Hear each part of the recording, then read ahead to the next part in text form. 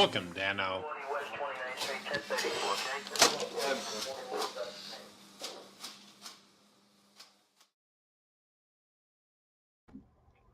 Hi, hello, hi. It's Friday evening, and here we is.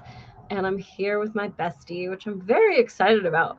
Okay, we're going to be talking about a little bit of dark stuff tonight at the beginning. But then, Randy, Mm-hmm. I have a surprise for you. Yes. And so Randy Randy is the patent owner of the Randy Agard sweet shit sandwich, which I will be bestowing upon you a Randy Agard sweet shit sandwich tonight because I love you. I am former detective Molly Sleuth from the Los Angeles Police Department, where I met my bestie. Randy, you want to introduce yourself? How's it going, chat? I'm Randy, former LAPD, well, ex-LAPD, former Marine, current friend of Molly Sleuth. For now. For now. We'll try and change it. I do have some good surprises for you, though, and I think that you're going to be happy about them. I think they're going to make you laugh. It's, But before we laugh, let's cry. So our topic tonight is just like the injustice system. And I think that everybody watched that Fauci shit and was just so freaking pissed off. In fact, Ben uploaded for us tonight. Let's watch this. I plead the fifth. I plead the fifth. 5, 1, 2, 3, 4, 5. Anything you say, fifth. Go ahead, ask me a question. Did you fifth?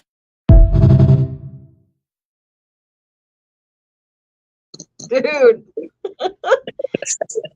It's funny, but it's so fucking not. It's the system. Now, we were both cops. We saw people of all different demographics go through the criminal justice system. We'll talk a little bit about it tonight. I've got some cases of my own. Plus, you have a case that you were involved in. We'll speak of that personally, and like how it kind of affects us, and what do we do about it is just like common assholes now. Like, what are we supposed to do now? And I almost forgot my other part of my Randy Agard sweet shit sandwich. But yes, so okay. Hi chat. Yes, Rod, I have had this necklace for 1,000 years. Like, don't even know. I think it was a keychain. It's on like an old ball chain. I think it turns my neck black, so I won't be wearing it forever. But hi, friend. Yes, that was Dave Chappelle's voice, Red Bike. It was an old skit that he did about pleading the fifth, and they put Fauci over it. So he pled the fifth 111 times, and it got so ridiculous. I didn't watch all of it, but Josh Hawley was just so epic, and that Moreno guy saying like, "Who the fuck do you think you are?" And Josh Hawley saying like, "What color is your tie? Upon advice of my counsel, I plead the fifth for my constitutional." Fuck you, bro. So yeah, I don't know. I guess we start with Fauci. We'll go into some other cases. But what did you think about that? I like what Josh Hawley said. He said because Biden had already pardoned you, you're just in contempt right now. Like, I think you're not afforded the right to plead the fifth because it's already covered. So all you are is in contempt of this hearing. So you're basically being an a-hole. Yeah, and I mean, there were people saying like he looks so guilty, but like, who cares? It's like, you yell at your dog for getting in the trash. It doesn't mean they're not going to get in the trash the second you turn your back again. It's like there's no consequence to it, and I think that's like the overall problem for me is like, if there's no consequence to it, I mean, look what he did to us.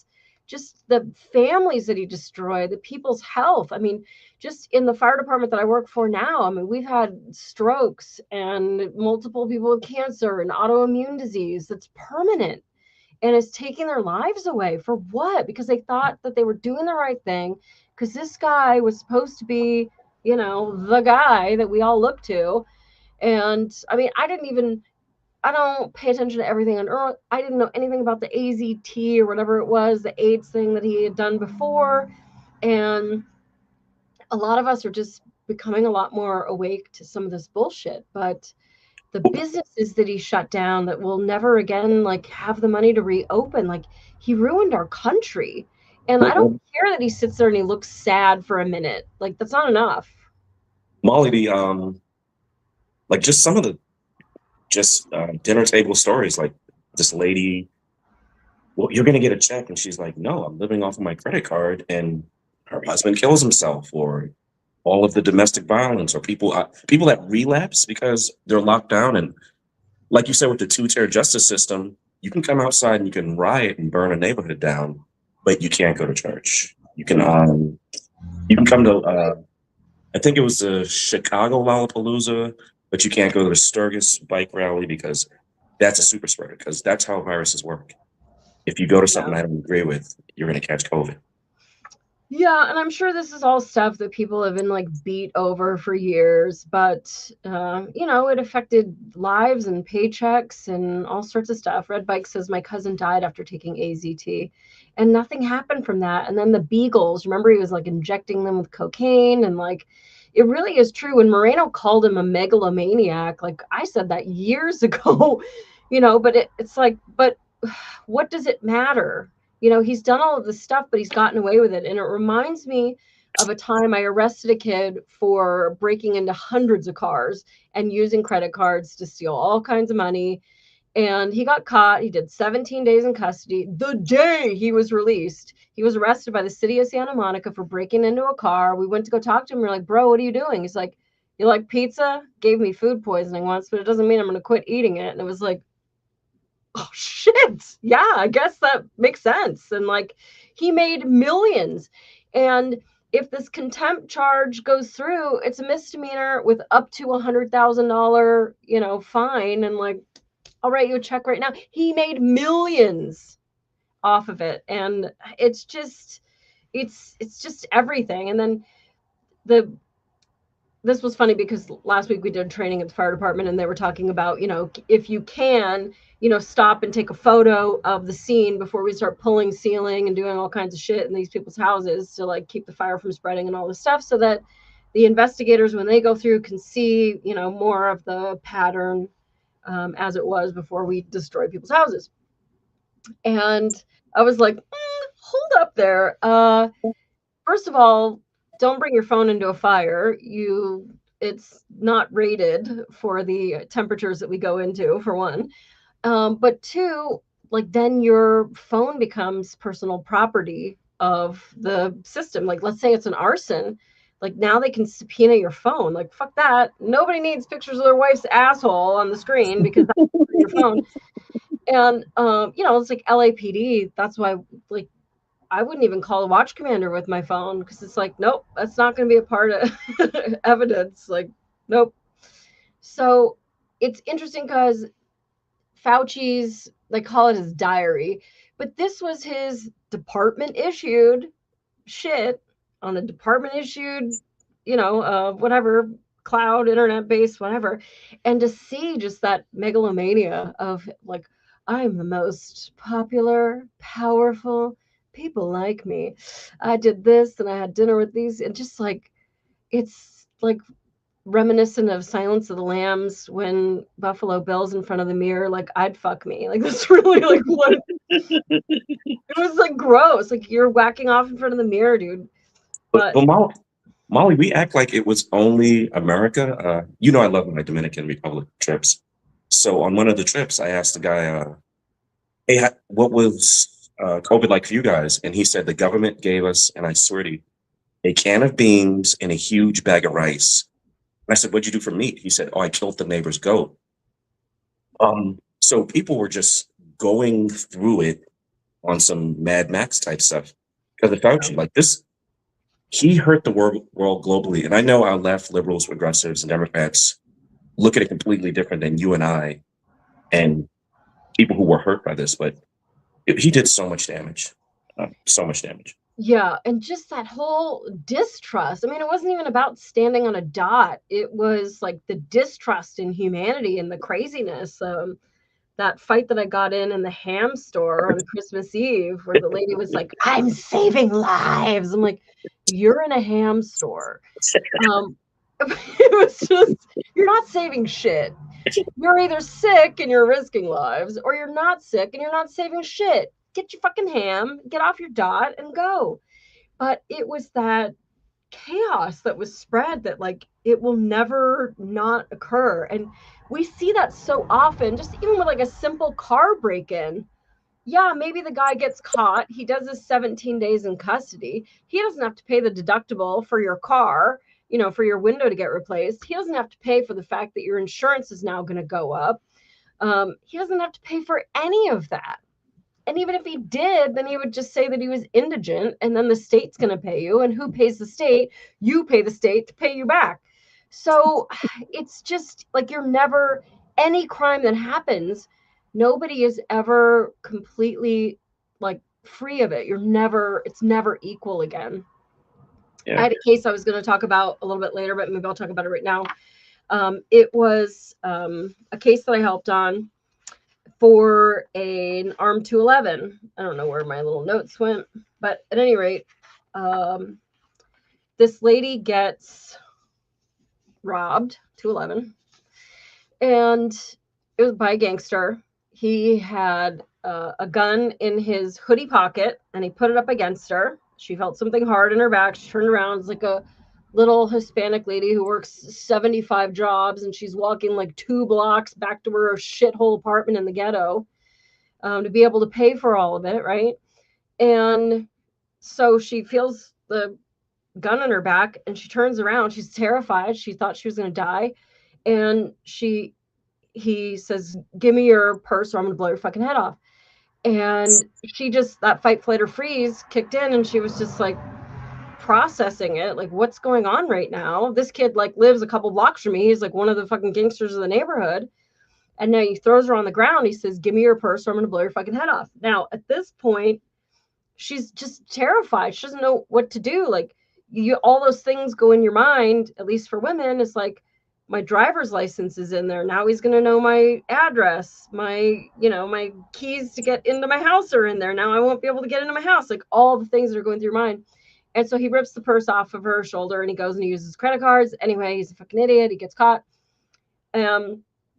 So we get him for the 211, armed with a gang enhancement because he's part of a criminal street gang. And now she has to take the stand, and she was like victimized all over again by the defense attorney, who says, "So what caliber of gun was it?" And like, this is like a housewife. This is just like a regular lady, and just like a regular low income, normal LA lady. And she's like, I don't, it had I don't know. She said it was in his hoodie pocket. I didn't see it. He's like, "Oh, you didn't see it. So we don't even know if there was a gun." I mean, okay. So, after you fell down. And she's like, "No, he pushed me down." Yeah, but you don't really remember. You just said, like, go back on the notes. So you just said you were scared out of your mind. So you don't really know what was happening. And this woman is just like crying on stand, like she's being victimized all over again. And I just wanted to like punch every fucking person in that room because of what this woman has gone through. And now you're going to put her through this shit to get this fucking little piece of shit gangster off for what? So that he could go do it again? So they plead guilty to grand theft person, which is the same crime as me sleeping on a park bench with $1 hanging out of my pocket, and I don't even know it, and you take the $1 out of my pocket and walk off. It's technically a felony. The prosecution gets credit for a felony conviction. Well, we did a great job. Conviction. The prosecutors are graded on their conviction rate, and not the overarching, like, what is this doing to society? Because what do you think this did to this woman? She was like, fuck, now I need to leave. I don't have money. I work 700 jobs, but now somehow I have to move my whole family to a whole nother area. Now how am I going to get to work? because she's terrified that he's going to retaliate against her because she took him to court and he did 17 days in custody for grand theft person when it was a fucking armed robbery. And it's part of this disparity of like what they do versus like what they're charged for. And it's not just the fat cats like Fauci who have money to just piss and go, fine, where's my checkbook? Jeeves, get my checkbook. But it's at the lower level of these like shitbag gangsters that are, preying on good people that are just trying to pay taxes and live in an apartment. And I don't know. It gets me really black pilled, Randy, and it just makes me really pissed off. Well, Molly, I was looking at this weird marriage with socialism, communism, Marxism. It's a weird marriage of I'm a billionaire and you're super, super, super, super poor, but we're doing the same thing. There's a million Mollies doing these takeover 211s and robbing people and terrorizing the neighborhood and making everything horrible. And then you got these, like you said, fat cats who are doing the same exact. Oh, why am I paying $12 for toothpaste? Because of this piece of crap over here who has $0 and this piece of crap over here who has $1 billion. Like it's the same effect. And I know people are going to say, well, they're poor. And Molly has arrested these guys and they have on $400 sneakers.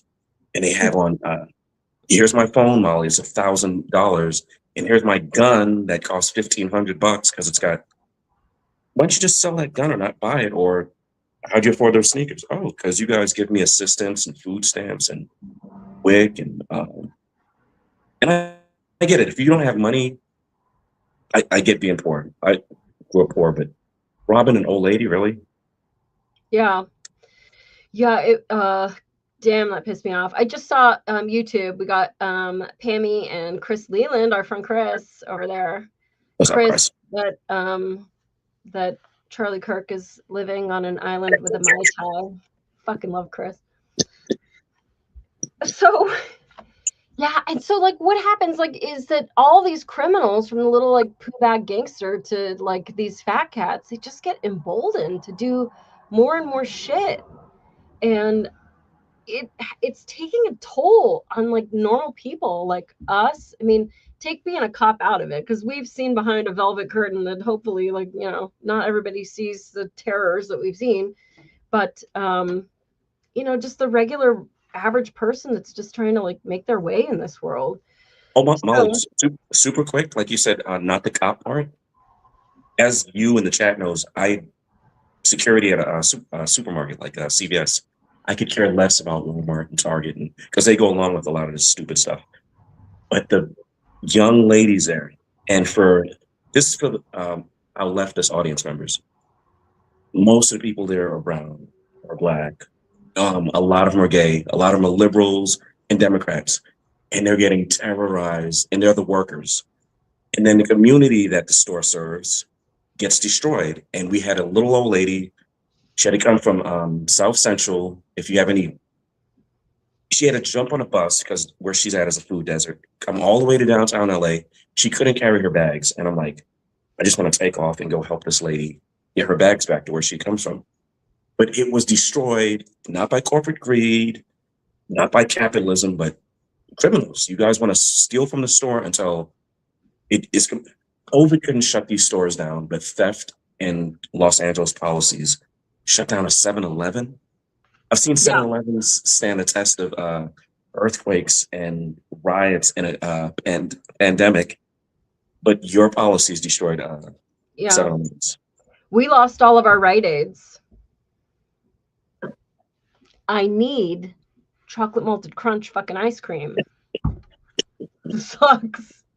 My inner fat kid is still crying. But yeah, I mean, so I guess I want to talk a little bit about like the pardoning process. Yes, there is the possibility that they're going to go after him for some lesser fucking thing or fight the auto pen and open all of this up. But I just don't have that high of hopes. We're really devolving in the last few decades. Now, the first preemptive pardon was Gerald Ford from Michigan, where I'm at now, who preemptively pardoned Nixon, and and then it's just gone downhill from there. So we've had all kinds of pardons, but like Biden just opened the motherfucking floodgates, pardoning people, everybody, and it's too much. So he pardoned a bunch of people, and I got some Trump pardons too that I'll talk about, but essentially he pardoned basically every Biden that's ever fucking existed, and that's not really new, but and then he preemptively pardoned Hunter Biden for like anything he could have done. And we would love to say innocent until proven guilty, but like nobody needs to preemptively pardon me for anything I've ever done in my whole life, because like I mean, it's just not there. So I think that's part of the insanity of pleading the fifth. Like, what do you mean you're pleading the fifth? Because if you're all innocent until proven guilty, like, doesn't pleading the fifth, isn't it closer to just like no contest? If I said to you, like, where were you last Thursday? I plead the fifth. Like, why not just answer it? Like, why not just tell me what color the fucking carpet is? Like, why are we playing this game? And to me, that's, we have no contest, which was something that we used to, you could plead no contest. I don't understand why, on one hand, it's a crime to perjure yourself, but on the other hand, when you stand there and you go not guilty, and then you're found guilty, they're not like, and you made us go through this whole motherfucking trial. You made this poor witness come up and cry, and now she has to fucking move. And then we just pled to it anyway. We didn't even talk to the witness about how this is going to affect her fucking life. Are you cool with him doing 17 days for this? Like, he'll be out in 2 fucking weeks, and then he'll be out for you. Like, that's not even enough time for that woman to get a fucking apartment. What is she going to be put in the witness protection program for a grand theft person? Try to get that. You can't get people, like, I've got some of my gangsters safely away while they were going through some potential snitching, and it's a losing battle. One, because they always want their baby mama to show up, and then the baby mama wants the gang to come hang out, and then it's like everybody knows where he fucking is anyway. That's a whole frustrating thing. That really did happen. Like, I know you're fucking the other gang member, but they can't come to your house. They can't know where you live. Like, well, he's just gonna come over once, and he promised. Oh, Jesus, fuck. So, all right. I said I was going to talk about the Trump pardons. We'll talk about Biden too. But, so James Biden, Sarah Jones Biden, Valerie Biden Owens, John T. Owens, Francis Biden, and Hunter Biden. Now, it's, it just wasn't meant for that. And I get that it's in our Constitution, but that was when people were like better people. And I think that's the real conversation tonight. People used to be reasonable and honorable, and like now everybody's just like looking for that loophole, looking for some way to like get one over, or to rat fuck other people, or to grease their own wheels. I think pardons used to be for the error. So like, say you were a civil rights activist and you got arrested for whatever, terrorism. And it's like, no, I was just trying to get my community I live in integrated, and I got arrested for whatever. That's what it was for, like to right the wrongs of the system, not be the wrong system. So yeah, well, it started with Washington. There was a whole tax on whiskey, and these people were like violently fucking protesting this shit, and they sentenced them to death. Imagine that. They sentenced them to death for violently opposing the taxes. And then I heard Ben leave and come back, I guess. And so he pardoned them instead of like, okay, these people didn't want to get taxed. They fought against it. Now we're going to kill them. Like, okay, what is that saying about our new country that we're trying to start? So that makes sense. And the Confederate soldiers were pardoned. That makes sense. The J6ers were pardoned. That makes sense. Like, it's really letter of the law versus spirit of the law, which I understand that part of it. But when you're saying that Fauci, just a broad sweeping, hey, anything you ever did is fucking fair game as long as it was like part of the scope of your duty.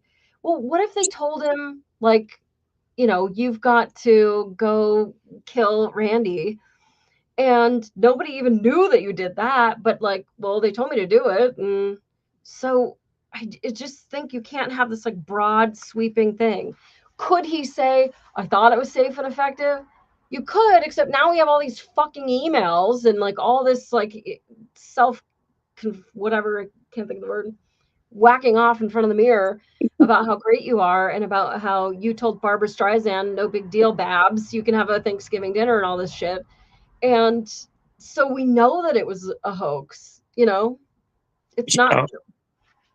Yeah. I think you're black pill because the people who are supposed to be, I don't even do the whole, I've been talking to a lot of liberals and leftists. Um, they don't know what the establishment institutions, basically, they don't know that their leadership is doing the stuff that they're doing. So I'm not angry at the left or liberals. You and I used to be liberals. What I think has happened is the people who are supposed to be the good guys, they're weak, lazy, and cowardly, and above all else, they're comfortable. And then the other side, and when I say other side, I don't mean left and right. I just mean the people who are messing everything up. I think they're stupid, crazy, and evil. And then they wrap it up in compassion. We're trying to do this because we're trying to save lives. Right. So I think that's why you're black pilled and I'm becoming black pilled. Because are we going to do something? And you would do something. No one's going to be, oh, wow, you arrested whomever that ruined everything. Right. Yeah. And that was like the kind of the joke that I saw online all week, is just like, oh, great. So Fauci got a strongly worded tongue lashing, and like, what's going to happen? Like, no, and I guess that's the problem, is like, we're seeing just like political donors and anyone with any kind of money or influence, or you married somebody, like just like skate. And it really is just like, like, if everybody's blowing the stop sign and you get the ticket for it, like, how does that make you feel about the world? Oh, Molly, one more thing is, do it again. You guys are going to do it again. Like, if we went through it and these guys are like, get over it. It was 4 years ago. Dude, I can still remember being locked down and just living under fear and turning TV on and fiery, but mostly peaceful protests. And the only thing I could go outside and do, because I'm in LA, is go to a protest, go to a riot. Not a riot, I'm sorry. I don't want anybody taking that out of context. I was going to protests. When I say protests, I mean left and right wing protests. And the media was only covering certain protests, and then they were ignoring other protests. Like they had a Stop the Steal protest in Beverly Hills, and everyone was there. It was trans, gay, Iranians, and Jewish people were there. And they were patriots. And the reason I bring that up is we couldn't do anything else. Movies, church, school, nope. Yeah, and it's not just Fauci. Like, we've been seeing this the last few decades. We saw it with OJ, which I talked about in the last episode or two. In fact, Margie Kelly, our resident officer from Michigan, she's in the chat. Hi, Margie. Randy the Rioter, Circle of One says. And Rod says, yes, the black pill is getting bigger. Ha ha. So, OJ was treated like a fucking superstar. And we all saw what happened with that case. And just like, there's just so many of them. And like, Robert Durst, I went to that trial. I've talked about Robert Durst before, and how he just had so much money to be able to delay his trial. And it didn't make him not guilty. It's just like these little technicalities and these loopholes. And like, if you can make an OJ dream team to like, woosha and pay for your own forensic auditors and your own, psychologists and your own like team of flashy dudes with like good shoes on to dazzle the jury, then you too can just get away with the horror that occurred on Bundy, which was an area of the city that I worked. And you couldn't drive by that house without feeling that, like, oh my gosh, they were right there on the sidewalk. And yet, the people were saying like, oh, let the juice loose. And like, nobody was really caring. Like, nobody was really looking at the facts of it, just that he was a celebrity. And I think it's just like we've kind of all lost our way, that everything has to have an emotional angle. You watch like, I don't, but you watch like American Idol or something, and it's not just who's the best singer, but like who has the best story. Well, my baby brother had leukemia, and I just want to sing for him. Like, oh my god, and like everybody wants to vote for him, and it's like, can he sing? Like, shut the fuck up. Nobody cares. Like, everybody like, well, when my mom was dying, I told her I would sing. Like, oh, now I don't know who I'm to vote for. Like, who can sing? Like, why is this show about like everything but singers? And that's why when that stupid show The Voice started, that was such a great show, because it was totally blind, and these people were old and fat and ugly, and like they weren't, Britney Spears, like all polished and like, I'm ready to be a star. And it was great because it was really about like their actual talent. And then like after the first season, they just found a bunch of like hot kids that they gave makeup or makeovers to, with like fancy outfits, and like turned them into pop stars. And it was like, no, what happened to that like bearded fat guy that just like totally knew how to sing? So I feel like we're kind of like an emotionally driven society now, and I just want to get back to like just the facts, ma'am. Do you And remember? Do you remember when it was um he's my brother-in-law, so I know he crashed the tow truck into your house, but that's my brother-in-law. So we left that society, and now we're in. I know they crashed the plane, but it was an all-female crew, and they were all Mormons, and uh, they're from the Alaskan swim team. And it's like, Jesus Christ, they couldn't fly the plane. That's not the story here. The story is with inclusivity and diversity, and no, yeah, who's ever best at it? I will let 19 Africans come fix my plumbing if they know how to fix plumbing. I'll let two Smurfs fix my car if they can fix my car. I don't care. Can you sing? yeah. In fact, I had a case. It was kind of my last big case before I left LAPD. I want to be a little bit careful about how I talk about it, but um, this kid was adopted by two dads. He had problems, um, oppositional, defiant, whatever you want to call it. He was an asshole. And the dads gave him fucking everything. These dads were so nice. And they had some money, and they gave him everything he could possibly ever want. And one of the things that helped him to get all of his anger out, instead of like kicking a fucking hole in the wall again, was that they gave him a trampoline to go like run it out. Now, this kid got a full ride scholarship to Gonzaga University. So he moved over there, and he came home for the summer. And dad was just like, you got to get a job. Like, you can't just sit and play video games all summer. You got to like do something. So, and he was like, fuck you, give me back my video games. And he was like, I don't know, I want to say he was like 20. Not like a little kid. He's in college, for God's sake. Old enough to be able to take care of himself, allegedly. And so the dads were just like, nope, I'm taking your video games, and that's it. You gotta do something. Like, this isn't, we're not doing this. Because the video games would make him like a spoiled piece of shit, and he would just get really pissed at a video game, punch a hole in a wall. Like, you need to get out. Remember, you have to go for a run every morning so that you're not a homicidal asshole the rest of the day. And so I got to be a little bit careful about how I tell the story. He stabbed both of the dads dozens of times, calls 911. He says, take care of my dogs for me. Hold on just 1 second. And he goes and stabs the dad again on the 911 call. It's the most haunting shit you've ever heard. Pretty much severed a lot of tendons in one of the dad's arms. Another one like didn't have a hand that was working. Like, at very least, this case was going to be mayhem. Um, oh, these two men were just the fucking nicest guys too. And unfortunately, so they didn't think that the dads were going to make it. So the case was initially sent to homicide. So homicide talks to my asshole. So I processed the crime scene. You can't even believe the amount of blood that was in this house because he was just chasing them through the house and stabbing them over and over and over again. And when he was arrested, because he calls 911, he comes out willingly. They hook him up.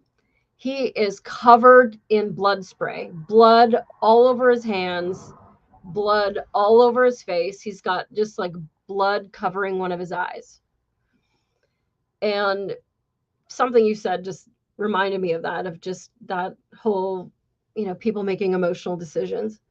So some fucking asshole, there's a news story that says this kid was arrested for this case.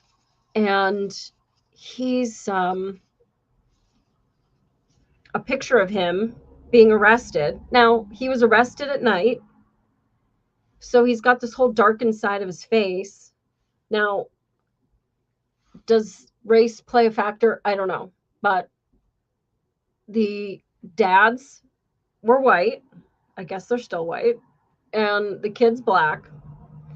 And this black lady gets into the comment section of this news story and says, fuck those two racist dads. Like, first of all, if they were racist, do you think they would adopt like a kid they didn't like and give him fucking everything? These two men, I mean, they spoiled him, but spoiled him with trying to just like create some structure and like make him a better person and send him off to college and like all this stuff that whatever they could do to try to help this kid have any fighting fucking chance in the world. And this cunt comes onto the internet and says, everybody has, look at his black eye. Everybody has their breaking point, but we need to protect black men. Like, first of all, it wasn't a black eye. That's his dad's fucking blood, you bitch. And it's just like, people just get on the internet and are just like, I know everything because I saw a murky picture of a late night arrest with street lighting. And I just don't know what's happened to humanity. Like, and I guess like I'm no different because here we are like talking about stuff, but I feel like I'm not trying to kick a hornet's nest. Like I really do want to find some sort of solution to humanity so that the world isn't as shitty. You and I love saying this on this show, is you and I are not absolutists. So if a cop is wrong, we're like, yeah, that cop is wrong. If a black or a white person's wrong, we're like, that person's wrong. We went from that to how can I protect all women? How can I defend all black people? How can I protect all white people? How can I protect all whomever? So when that person murders somebody, you're like, I don't care that you killed him. I care about your skin color or your race or your gender, or he shouldn't have done that to those guys because they were gay. No, he just shouldn't have done that. You shouldn't have arrested him because he's black. No, right. I should have arrested him regardless of, he could have been a purple dinosaur. And like, be reasonable. The kid's 20. He doesn't have to come home for summer. He could just be like, 18, I'm out, later, lose my number. Like, if he really thought that they were terrible people, he didn't have to go into their beautiful Sherman Oaks home for the summer and play video games. He could have gotten himself an apartment and just moved to outer space and never saw them again. So it just... Well, someone brought up this guy, he does AI, and he said, one of the things I think he warned everybody years ago, and he said, social media is going to be an issue. He wasn't talking about AI, but he's talking about AI now. Anyways, he said we no longer have a shared reality, and that shook me to my core. Like, you and I see something. So for those who don't know, Molly and I did meet in LAPD. A lot of the chat does know that.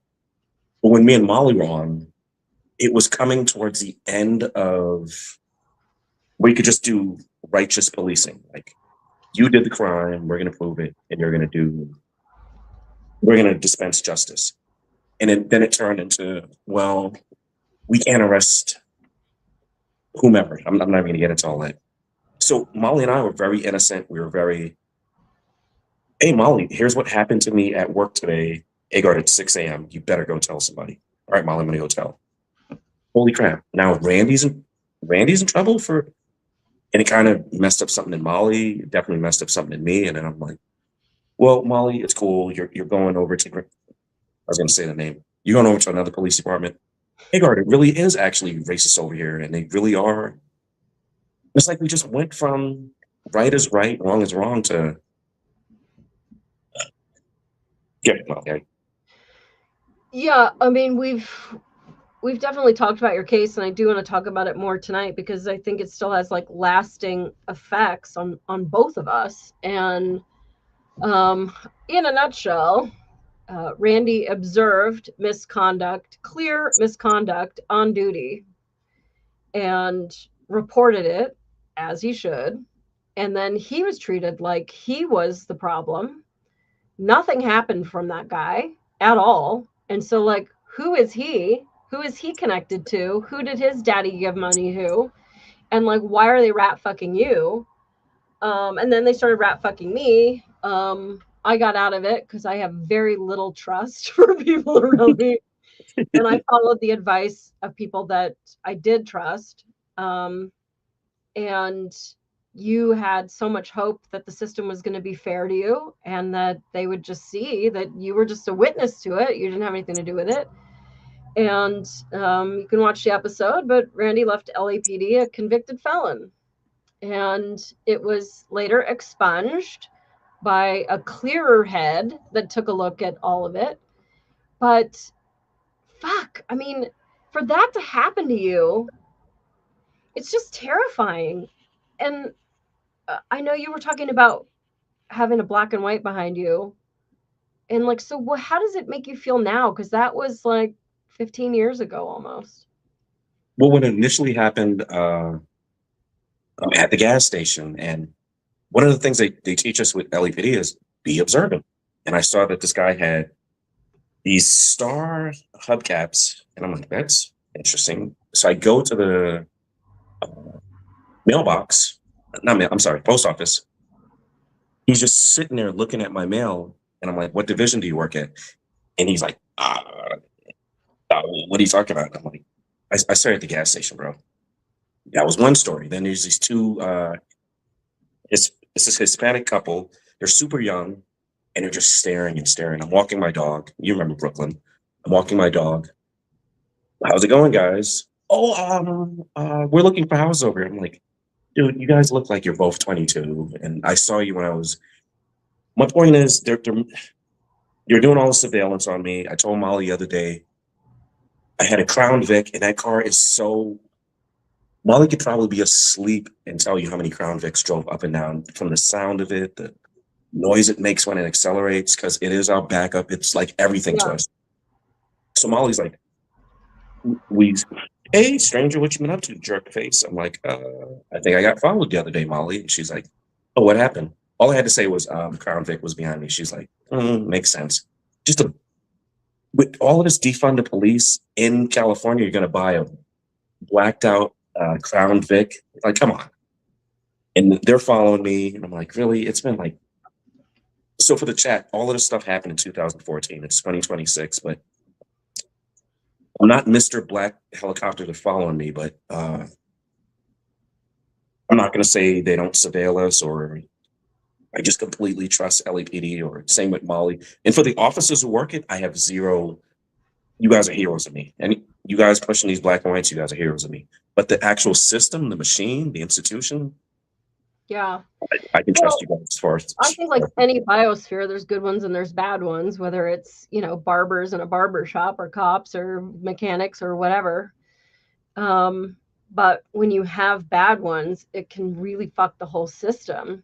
There's an FBI or a former, was he FBI, CIA, who tells a really great story about being followed. And this, it's like you see somebody 3 times in 3 different locations, and he was doing some like deep shit way deeper than LAPD. And so he just by happenstance says something. He's working with a consulate for another country, and he says, "Hey, you got anyone tailing me?" And he said they sent like the dumbest person ever, especially because, like, you know, like, I'm in the Midwest now. You can take the girl out of the ghetto, but you can't take the ghetto out of the girl. Like, I know when cars turn too many times, or they're just, it doesn't make sense what they're doing, or they change lanes because I went off the freeway and they went over 2 lanes to come off the freeway. Like, I am the one that will go through the drive-through without ordering just to see what you're gonna fucking do. And I, like, I'll come in my house and I don't turn my lights. Like, you remember when I lived in shitty Koreatown? Like, you'd come in and, like, I couldn't turn on my light for like 10 minutes because I don't want anyone to know that car goes to that girl, goes to that apartment. And so anyway, he tells the consulate, this other country, "You got anyone tailing me?" And they're like, "Nope, not a." Okay, cool. Yeah, I don't know. Some guy was following me, but I'm going to kill him tonight. And he's like, "I never saw the guy again." He's like, "I was going to kill the guy that night." I mean, he was deep undercover to the point where, like, this is a national security issue. And, like, he had the permission of the U.S. government to go smoke a fool just for following him too closely. John Kirikow, I can't think of his name. He's got a YouTube. It's only a couple weeks old, and he just has the greatest fucking stories. And in fact, he was fucked over by our U.S. government, and put in prison for a long time for, you know, kind of like one of these like whistleblower things, because he was the one that came out and told everybody the U.S. government is torturing prisoners. And they were like, "Oh, you aren't saying shit." So they threw him in prison. But there were other people that were whistleblowers to that kind of stuff at the same time, and nothing happened to them. And so he still, like, lives looking in that rearview mirror all the time. And I don't blame him. And then you've got other people that are 3-time murderers, like Robert Durst, who just have enough money to just keep delaying their trials so that they never actually have to get convicted or spend any time. And they, you know, they're out on bail and they have this great life. In fact, this might be a good time to talk about Rose Sisselart sent me YouTube. It was a cold case that was solved after 33 years. And it's this beautiful lady in Texas. She's so sweet. She looks like my grandma did. She was 78 years old. Her name was Mary Haig Kelly, and she lives in Texas. And they called her Sissy. She was a seamstress. She was a widow. And that was her one true love. So she never got married again. She was content to just live her life as this sweet little old lady. And yet she was raped. We're on YouTube, so I can't use the real word.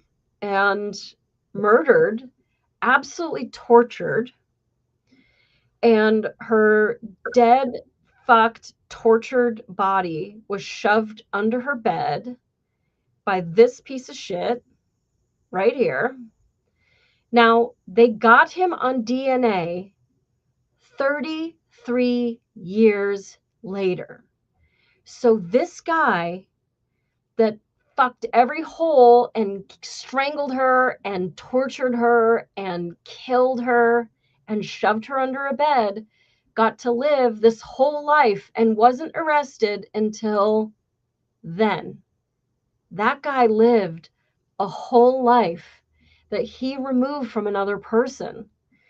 And the crazy thing about this is, because this case happened in the 80s, and when they went to prosecute this case, he got convicted through the DNA. First of all, this piece of shit said, "Oh yeah, that old bitch, she didn't have any money. I used to mow her lawn and she would pay me in anal sex." This woman paid him in anal sex. Fuck you. And there should be just like so much more of a penalty for disparaging this poor little fucking sweet thing that you took off the face of the earth, you soulless pile of crap. And how many other people did you grape in that time, because after he was convicted, his 2 stepdaughters came forward and said, yeah, he fucked with us too. And before his sentencing. Now, in Texas, so he gets a life sentence in Texas. I don't even want to look at his face anymore. He gets a life sentence in Texas, but a life sentence in 1989 was 15 years. And so they go back because the murder was committed in the 80s. They have to go back to that sentencing guideline. So at very most, this guy is going to get out at 68 years old, which is still like young and spry and swear jar 1000. I don't even care. Don't even care, Chris. Put it on my tab. Because it's just like, you're never going to bring back this lady. And then to say like, oh yeah, she paid me an anal for mowing her lawn, when the whole neighborhood knew, first of all, you didn't even mow your own lawn. Screw you. I had to mow her lawn all the time, and other neighbors had to help, and like, you didn't even mow your own lawn. But he lived next door, or his like stepbrother was next door or something, and that's how he knew who this old lady was. Of course, when there's like elderly grapes, you're looking for like the youngest suspect because, of statistically, but they had no idea who he was until that DNA came back. Now, how does DNA come back? This came back, I think it was familial DNA that caught this guy. But essentially, he'll be out in 2037 unless he gets like time off for good behavior. Oh, And that's still plenty of time to be a piece of shit. Super quick. This will take like 30 seconds to piggyback. I was talking to a guy, he works with at-risk youth. I don't want to give too many details because I just don't want to. In LA, and he said, I work with the worst of the worst. And he said, oh, they've murdered people. And what happens with them is they get juvenile life. Molly, do you know what juvenile life is? It's like 3 years. Till you're 18? Yeah. So you're 17, you kill somebody, you might get tried at like 19, might be time served. So you have the possibility of doing months, maybe 2 years, 3 years. A guy killed his cousin's girlfriend with a hammer, his cousin's boyfriend with a hammer. I'm like, dude, what are you doing out? No, I'm good. I'm like, no, why are you out? He said, oh, I was a juvenile when it happened. They convicted me at 19 and I got out at 21 with a hammer, Molly. And he didn't hit him once. Yeah, and that's the crazy thing is like, it wasn't accidental, it wasn't like, oh, I wasn't sure where I was going, and so I went to go get my Thomas guide, and when I looked up, like, I took out a family of 13. In fact, speaking of that, I want to talk about this little piece of shit.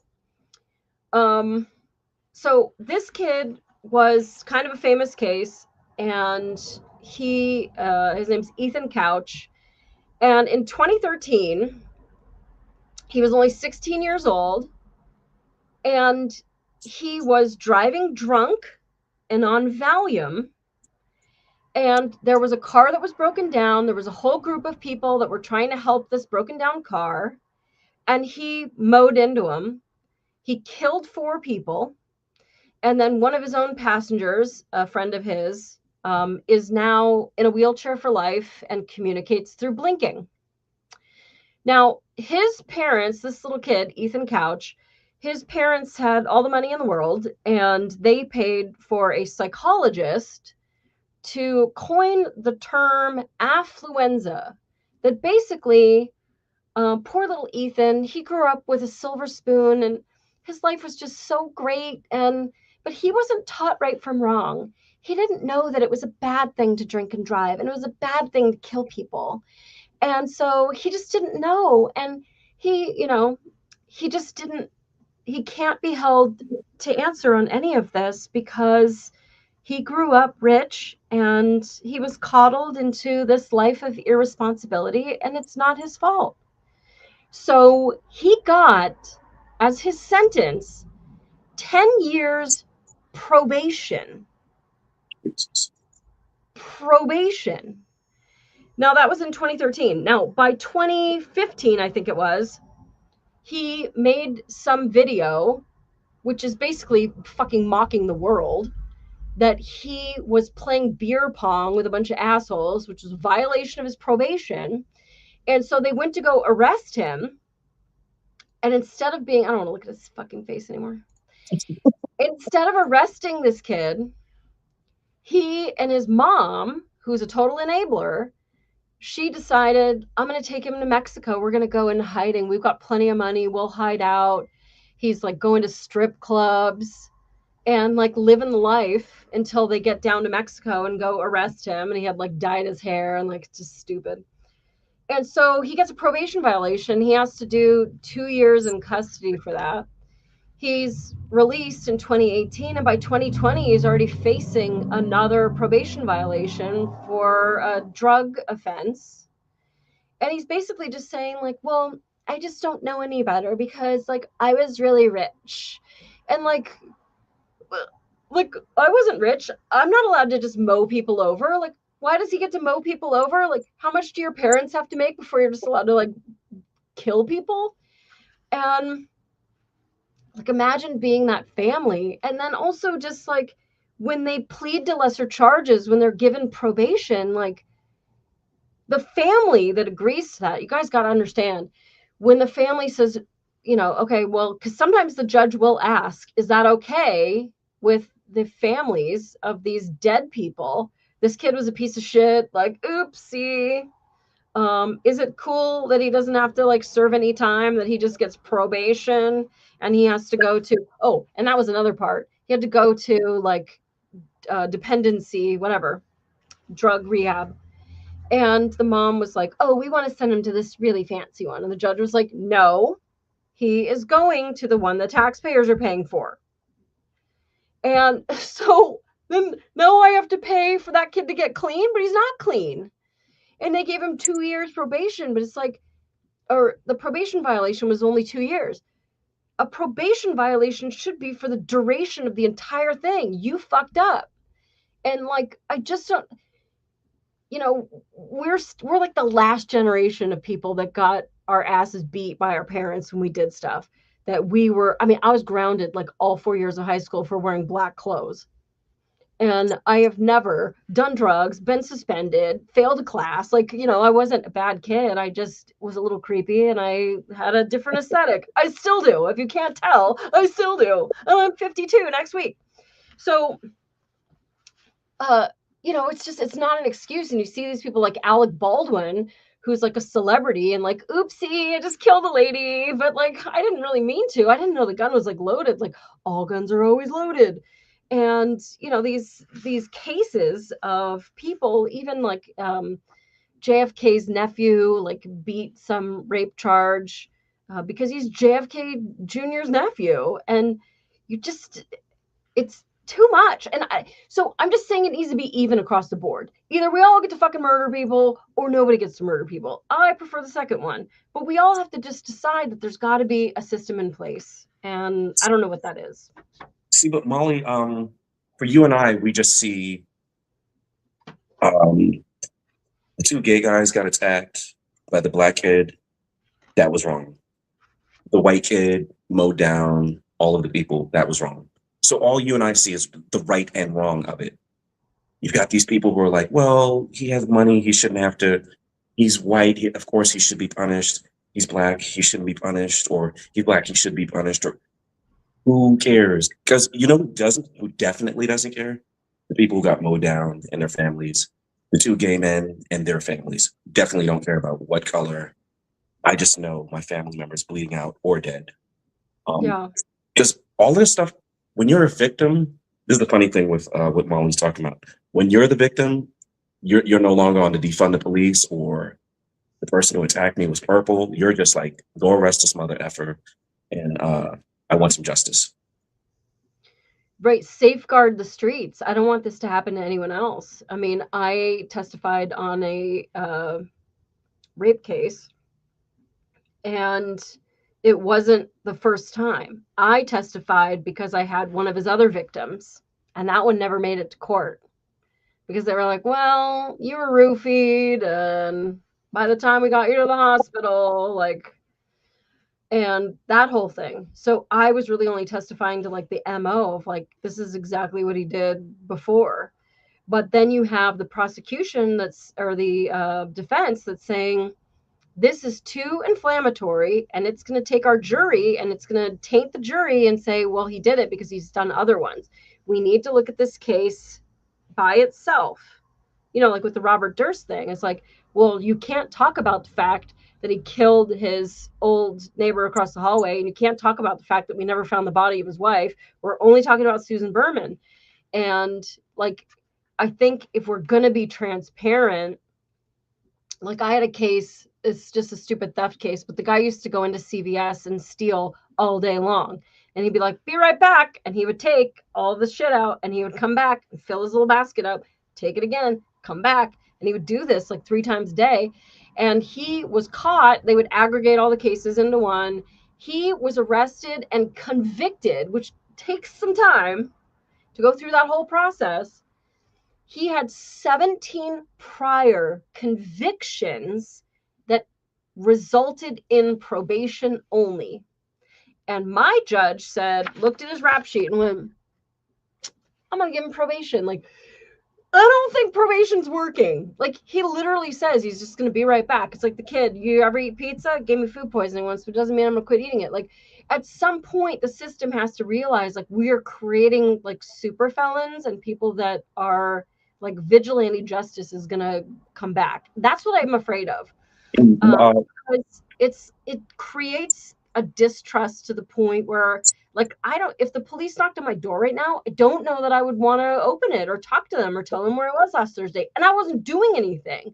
I just don't want to get wrapped up in any kind of crazy bullshit, Well, Molly, for us, like we're doing normal stuff. They're like, yeah, I can give you 3 years or 4 years, but here's the thing with these people. So, dude, you're shoplifting 21 times. So what? Then when he goes and breaks some lady's head open and it's on the news, everyone's sitting there surprised, like, how did this happen? No consequences. They live their lives, and you actually hate them. You're hurting them. You're purposely destroying them, because when they realize, if I smoke this dope, I'm not going to get in trouble. If I buy these drugs, I'm not going to get in trouble. I shoplift, I'm not. Screw it. I'm going to go do something horrific. Like I'm going to stab somebody a bunch of times. I was driving around San Bernardino. I had a bunch of veterans appointments.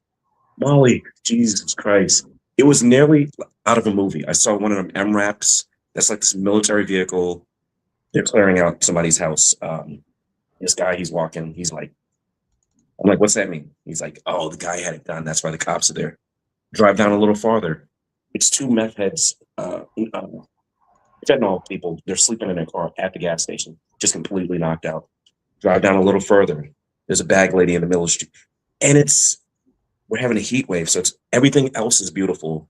And it's just all this crime. And it's all brought to you by these people who are like, just be nice to them, Molly. Why can't you just be nice? Show some compassion and let them burn themselves out and kill society along with them. Well, and then the problem with that is when it goes to court is that because he's done 75 thefts, the rape and murder, that's a totally different crime. So you're not allowed to bring in like different cases to say, this guy's a criminal asshole. He doesn't follow any rules. He has, obviously a problem with impulse control. Like none of those get to be even in play. And if the jury doesn't know any of that, like, how can they really make a decision? I mean, besides the fact that the jury then says, yeah, we sentenced him to 15 years. And they're like, okay, so you mean 7, but we'll give him time served. And then we're going to do the diversion program. So it's 7 years in a juvenile facility, but you're going to turn 18 in next month anyway. So well, it's a wash. And I just don't think that people really understand. And if it was more transparent, where you get to see their whole rap sheet and every time they've lied to the police and the whole totality of it, what do we do with this person? Because the kind of person that sneaks into a 78-year-old woman's, room and does the kind of unspeakable shit that guy did, and then gets to go live a fantastic life for 33 years until he's accidentally caught by DNA. It wasn't even like he ever felt bad about it. In the meantime, he's like fucking his 2 stepkids. Well, So, Molly, like, what do you do with a person like that that's now on the street or soon to be? well, the other thing is, here's the other side. I'm not Mr. Oh, don't all in prison, arrest everybody. I'm not that guy either. But I met this older black guy. We had arrested him. This is back when I was a cop. I'm like, dude, why does your rap sheet go from the '80s to it was like 2009, and you're super clean, everything's cool. First off, I apologized to him because I was like, man, I'm really sorry that we're arresting you on like a Thursday because you're not going to be out till Monday. So I'm being cool with it. He goes, no, you guys are cool with me. He said, me getting arrested is why I got arrested in the '80s and I was clean until 2006. And he said, what happened was him getting arrested cleaned up his life. He got off of heroin, he got a job, he started with the community. And I said, what happened on this? He said, um, I can't remember what it was. He wasn't being malicious or anything. It was just, I think he had a warrant or something. And I couldn't figure out, you used to be a criminal and now it caught up with you years later. What it was he just, he got in trouble again, whatever, no big deal. But he said getting arrested is what cleaned him up. Yeah, and sometimes it does. And I know that when we had that diversion program in California, like that was great because you could say, okay, look, this is the 99th time that you've stolen from CVS, but you're saying that if you weren't an alcoholic, that you wouldn't be stealing from CVS. So we are going to sentence you to go get clean. And that kind of stuff did work.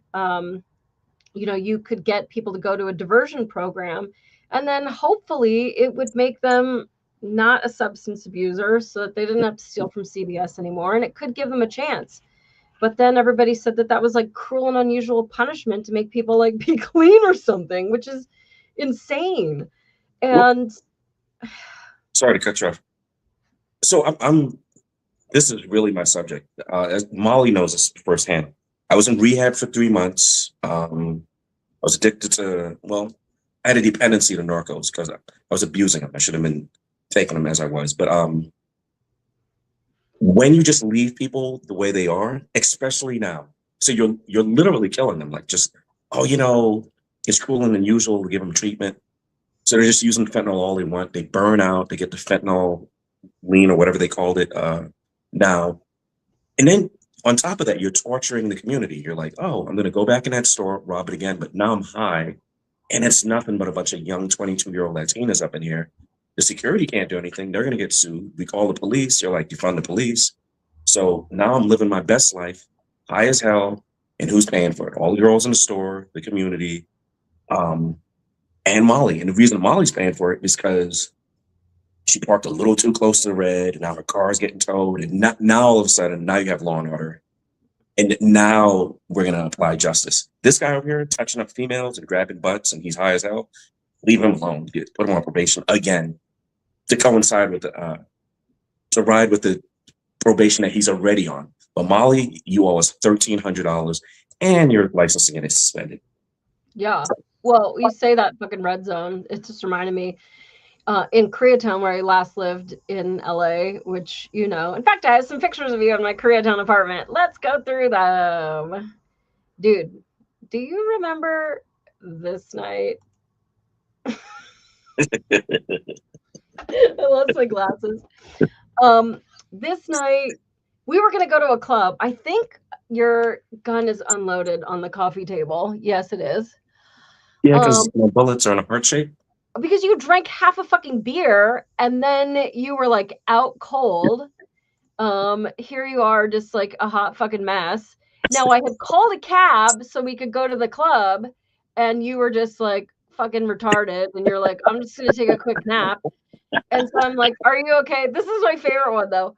I'm like, are you okay? And then I just get 2 thumbs up over the side of my fucking couch.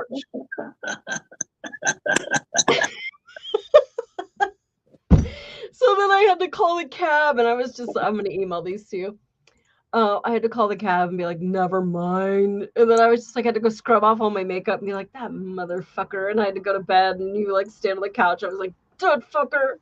In my defense, it was 2 beers. It wasn't one. Yeah, but so that Koreatown apartment, dude, I used to get tickets all the fucking time. And I got this one ticket for being in front of, so they tore down all the apartments across the street from me and put in a school directly across the street from a sex offender mega house with over 10 sex offenders in it. Directly across was the playground for the school. Give them just like a show. And the curb came down for people that were going to school. You know, it's like 2:30 in the morning and I get a fucking ticket for blocking the entrance to the school at 2:30 in the morning. The school is closed.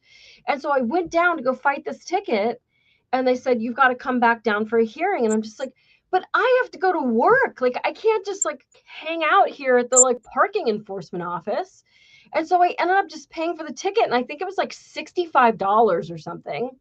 I was making $13 an hour anyway. And of that $13 an hour, the government's already taking like a third to half of that. And then they want $65 on top of that to park my car for a single night. Well, the school is closed and there was nobody to talk to just be like, this is unreasonable, without taking another day off of work to maybe win it. But like, you know, that neighborhood, like if your car had 3 wheels and all the panels were the same color, you're getting a fucking ticket for something. If you're driving some absolute jalopy, they would just leave your car alone. You could fucking park however you wanted and it would never get ticketed. That was just like, it creates a distrust. And then it creates this thing where like, you feel like you don't trust. I mean, obviously like meter maids, there was like a whole bumper sticker back in the 80s that said meter maids eat their young. And I'm like, dude, who would have the balls to put that on their car? Like, how many tickets would you get if you had that on your car? But it makes it so that people distrust police. When I worked for Grand Rapids Police Department and saw the bad apples there and was just like, dude, you guys aren't doing anything about this. And this is why you guys have crime in this city. This is why like people are shooting at you. This is why like some crazy shit's happening and nobody trusts you. And I wouldn't trust getting my ass beat in the middle of an intersection and not having like 7 people jump in or film it. Like nobody's going to help me. Nobody's going to pick my radio out of the fucking grass and help me out and be like, I don't know what to say, but there's an officer getting his ass beat. And so it creates a burden upon all the rest of us. With, you know, our, you know, like people used to not lock their doors. People used to just like go out on dates with people without going like, are you a serial killer? Like, I need to send my mom your license plate number. Like, I mean, like we were a higher trust society, but now it's like. Well, Molly, you don't get, how come they can't build a bridge in the Dominican Republic or in Mexico? Because my cousin has to get paid and I have to pay off Senator so-and-so, Representative so-and-so. And in America, we're like, no, we're higher than that. We're better than that. No, we're not. We are. I park my car to go work my security job. And Molly, I come back, I got on my security uniform. Hey, you work here, bro? It's like 8 Mexican dudes in the back of a pickup truck out of the movies. They're sitting in the back of a pickup truck. They hop out. You work here, bro? I'm like, no, I'm just getting off work. I'm going to get my car. I'm like, why? What happened? And these 8 Mexican guys are showing me all of their cars got broken into. All of their windows are broken. It's kind of selfish and shallow, but I go check my car. I'm like, oh, thank God they didn't break into my car. But dude, why should I have to put up with, I've been standing on my feet all day watching people steal. And now I get to go to my car and you guys you destroyed my car too. And I'll be honest, those Mexican guys, I feel horrible for them. They are all nice cars and stuff. They just park there for whatever reason to go downtown.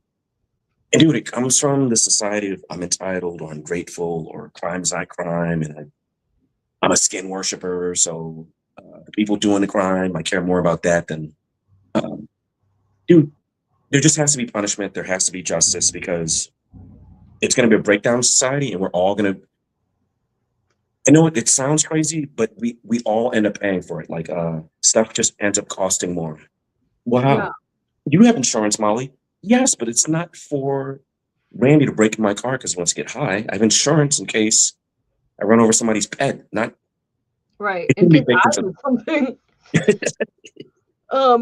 Yeah, I mean, so life isn't fair. You know, we can't all be born rich enough to go to strip clubs with our mom in Mexico.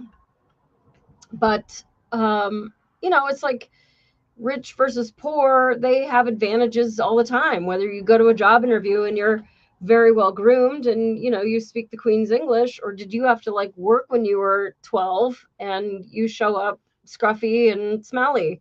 Or on a date, or like you're having a yard sale and like if you're selling something too nice, people think it's stolen, whereas like you wouldn't care if you were like at a rich person's house where they could get to call it like an estate sale. I mean, like at every level, you know, I mean, you can't completely even the playing field. But with the criminal justice system, like these people pay for the best defense. Now, that said, if I was guilty of a crime, I would take the public defender. 100%. They do really well. If I was guilty, there isn't going to be forensics that says I didn't do it. There isn't going to be witnesses that said I didn't do it. Like you're paying for a show at that point. I would take the public defender. I don't have the kind of money that Robert Durst has for defense. I don't have a dream team. I don't have dream team cash. But if the common asshole can't afford the dream team, does that mean that the taxpayer has to pay for dream teams for everyone? Well, some piece of shit says, well, she gave me anal in exchange for mowing her lawn and it just got out of hand. And I guess she got killed and accidentally stuffed her under her fucking bed because that was her kink. She really wanted that. And so I did what she wanted to do. Like, I don't know that it's fair for all of us to subsidize dream teams for everyone. And it also kind of brings up like this whole perjury thing, because it is a crime to perjure yourself theoretically. And I mean, that's small beans compared to murder. But for you to say not guilty means that the entire system has to come into place to do the forensics and to assign the cold case and have the detective and the fingerprints and the this and the that to like prove that you were there 33 years ago, and so that we can make you guilty. But for you to say not guilty when you were, like, there's no additional like sentencing or charges or anything for just being a fucking liar when you're caught. And I don't know how you fix that. We do have a system where you're innocent until proven guilty. I just don't know that you should call it not guilty.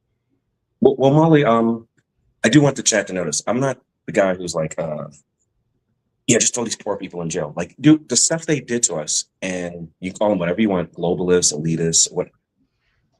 I have nothing in my heart but hate for them, and I pray to God He takes it out of my heart. The guy stealing toothpaste, he's stealing toothpaste, and I'm not saying it's okay to steal toothpaste, but that guy didn't have me trapped in my house. That guy wasn't chopping women's heads off, and his dream team had him playing golf with Senator so and so. So those people that made sure a bunch of us lost loved ones and we couldn't go to so and so's funeral and we're locked down, or even I got a bunch of money until I go to court or my trial. I'm gonna go jet skiing in the Bahamas. F those people even more than the people that I brought earlier. Yeah, I mean, I guess I want to talk about some solutions. To me, I think transparency is the big one. If we know all the facts of the case and you're not allowed to like hide certain pieces of it or hide their rap sheet. I mean, if I go interview for folding t-shirts at the Gap and they go find my Friendster profile from, 2000, the rest of us all have to be accountable for everything we've ever tweeted and every picture of us in our high school yearbook and all of this stuff. Why don't criminals? And so I think transparency for me is like the biggest part of it. I would like a lot more, transparency, at least like, especially with that lady with like that saying that every black man has his breaking point, like these two men. And he said in his interview, this piece of shit who stabbed his dad's, they were like, so like what caused it? He's like, I mean, like they've always been nice to me. They've never beaten me. They've never sexually touched me, blah, blah, blah, blah, blah. And the dads, I saw my email the other day. In fact, I took a little spy on both of the dads' Facebooks, and that was really emotional. You can tell by one of the way the dad stands that like that arm doesn't, it's not back. That arm doesn't work anymore because he holds his hand weird. But they're still in love and they're still married and they have dinners with friends, and like part of that is like beautiful, but they also had to go through all this shit for what? Because one piece of shit wanted to play video games, like, and they gave him everything. But at any rate, like that one lady who was like, every black man has his breaking point. Like, if there was more transparency, if like this kid was covered in blood, you asshole, not his own. I think more transparency, at least it would help with the mob that comes from everybody on the internet that thinks that they know everything about 30-06 bullets and all this fucking in the grassy knoll and this and that. And to just be a little bit more open to hearing the other side without just being like, black guy in handcuffs, his parents must have pushed him over the edge. But I don't know that I want to pay for Dream Team funding. Well, I look at how much they loved him and how much they were invested in. Let's go make him part of our family, and then to worry about him while he's at school. Like, so a big thing with you and I is we couldn't. So it's funny. We had to investigate, and we had to also separate. So we had to like back off from the scene. Like, oh my God, Molly, she's in there. She's dead. Yeah, she's dead. We can't take that to our next radio call. So we had to kind of back off. But we also had to be like, man, what was she thinking when the love of her life put a pillow over her face? What was he thinking when he so my point with saying all that is it's like so many different injustices. It's like we did consider him our son. Like we don't care that we're both gay or that he's black, that we're white. He's our son, and he's chasing us in a house with a frigging knife. And your takeaway from it is not you, Molly, the person who said this. Skin color, really, dude?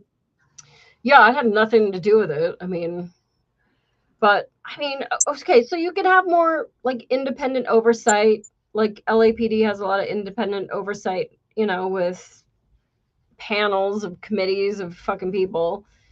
And at least, I mean, but then you have a problem with bias because you don't want somebody who's also funding or somebody who's on the same board and like all of that circle jerk that happens, and the mob mentality and the whole social media Karen bullshit that goes on.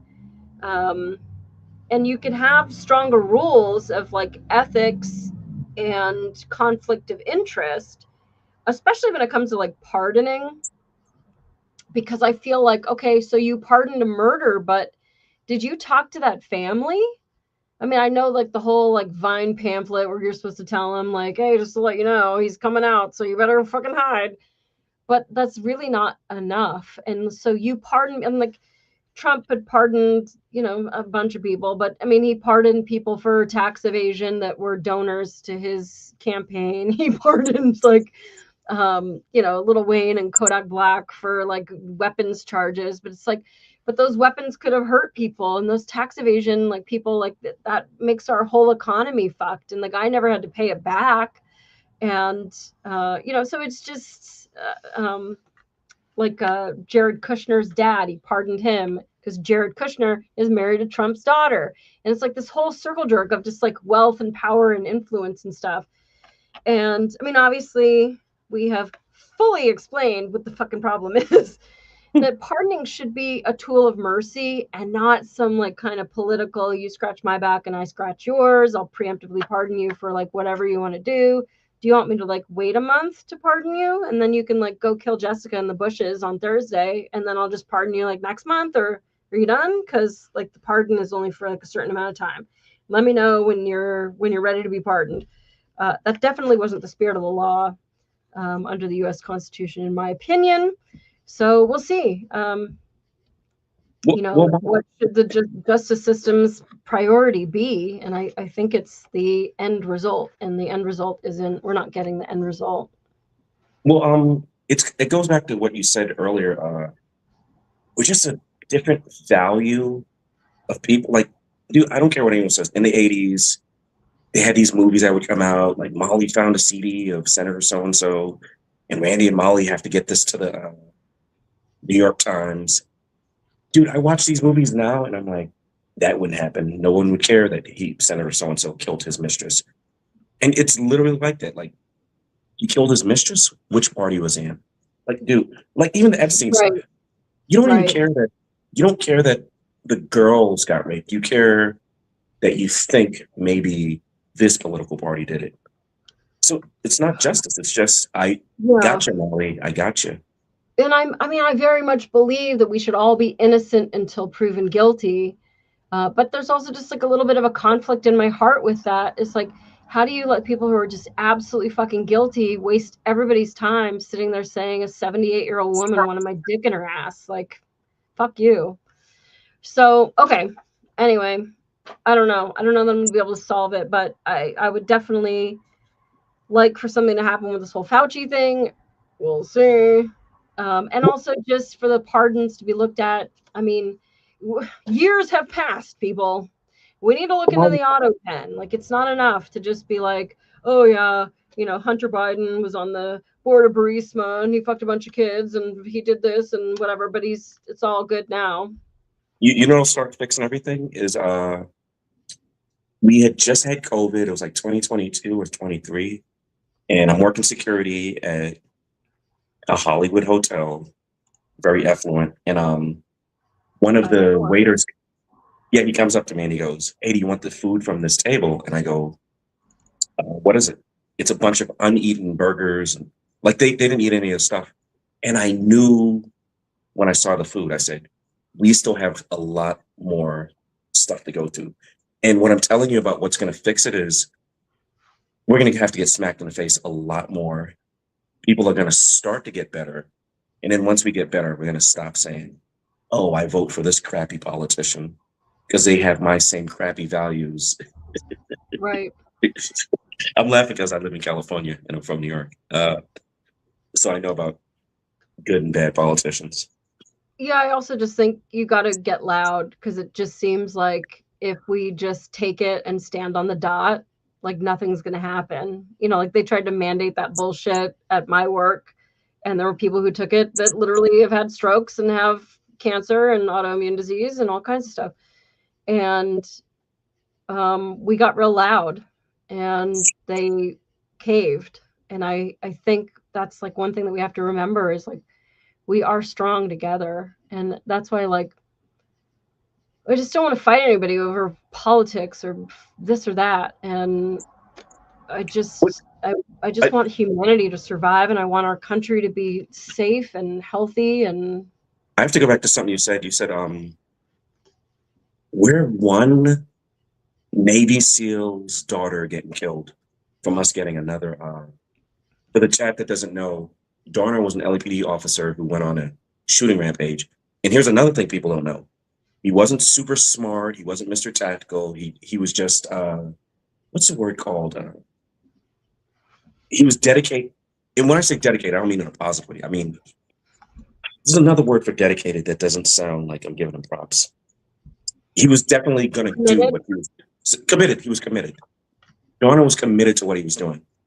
We are one veteran who knows what they're doing away from, and before YouTubes get scared of me, I don't even have a gun, so calm down. I think I have some really sharp butter knives. But I do. You have some sharp butter knives too? We should make some peanut butter. Anyways, there's just a guy who's one situation away from snapping, and and I'm so surprised this hasn't already happened. I mean, I know that guy did that to that lady, but you're just mad, Molly, because he cuts crap. No, I'm mad because she's a true victim and he's a true piece of crap. Like, yeah. That's why I'm angry.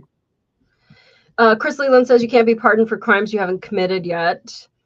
But you can be blanket pardoned for a period of time for any crime you have been committed, even if they haven't. And that started with Ford with the Watergate thing. And Rod says Randy's looking like a watercolor painting. This camera is really glitching out. Oh, really? I'm trying. I'll send him a camera, I guess, because I don't know. Is anyone else in the chat? Yeah, no, it is glitching out. Oh shoot, sorry. Yeah.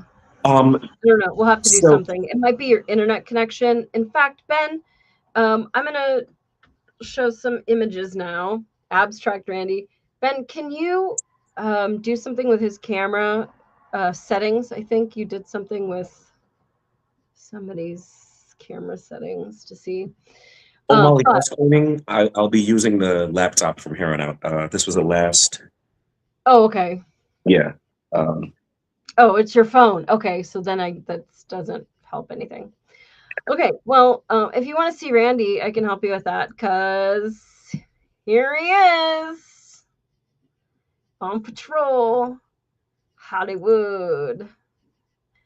I didn't even know I had these pictures. I was going through old pictures and I found these, and then I found this one, and I think we've seen this one before. But I was going to a club. I was pre-drinking subway. And I think I was texting you like the whole time, and I was like, "Hey, meet me on Hollywood Boulevard. We're walking to Perversion, my friends and I." And so, so you come out with Rigoberto, and we take the stupid picture together. And what I love about this picture is it reminds me of like the whole meme or the idea of Keanu Reeves. Like every time he takes a picture with a woman, like he's standing like a foot away from her, and his hand is like never ever on her. And so it's just like we're like besties, but like you're over there, which is just totally funny.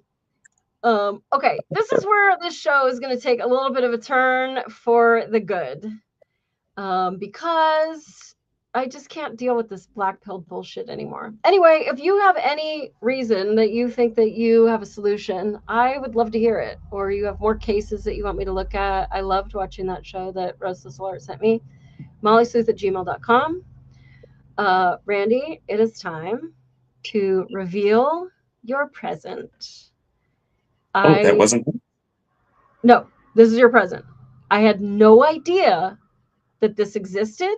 I don't know if you knew that this existed, but it's us. And are you ready? Okay. Well, who takes her time? You must slow the pace. You can't mess with her mind. Okay, wait. Why is it black? Hold on. 1 second. Okay. Hold on. I don't know if I have to do anything for it. You've got to see this thing. Dang it. Hold on. Grandma needs her glasses. So, is it because it didn't upload? Just chill out. I've got Amish tech skills here. And where did I put it? I thought it was still on the desktop. Desktop? No. All right, I'm going to put back in the thumb drive.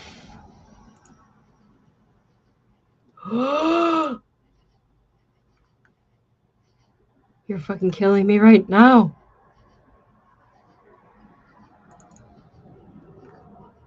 Oh, wait, hold on. Wait a minute. Something ain't right. Okay, video file. Let me see. Here we go. Good. Okay. Hopefully this works. Well, who takes her time? You must slow the pace. You can't mess with her mind. If she feels the same, she'll let you know. Just prepare yourself. Be ready to go. And I hope. Is it moving? It doesn't look like it's moving for me. Is it moving for you? It's black. Okay, hold on. Sorry, everyone. You come here for my Amish charm, right? All right, let me see. Add file. And I don't. MP4. cancel unless I put it in here. No. Oh, I'm gonna be really pissed. How come I can't add it? Drag a file. I see it, Molly. Do you? But it didn't move. It was a. Well, who takes her time? Oh, Ben, are you doing that? Maybe it just needed to upload for a second. It's a picture or it's a Well, who video? takes her time? You must slow the pace. You can't mess with It's a video. Oh. Seeing if it will. Okay, hold on. You have to see this video. This is us on patrol. This is going to be like 2010. We're working Hollywood Division. Look how young you are. Look how Right? fat my face is. Okay, so if I can maybe upload it into this area, drag it. It must be one of the following types, an MP4. I don't know what to do. Okay, here's what I'm going to do. I'm going to open it on my end. I'm going to share my screen. Okay, hold on.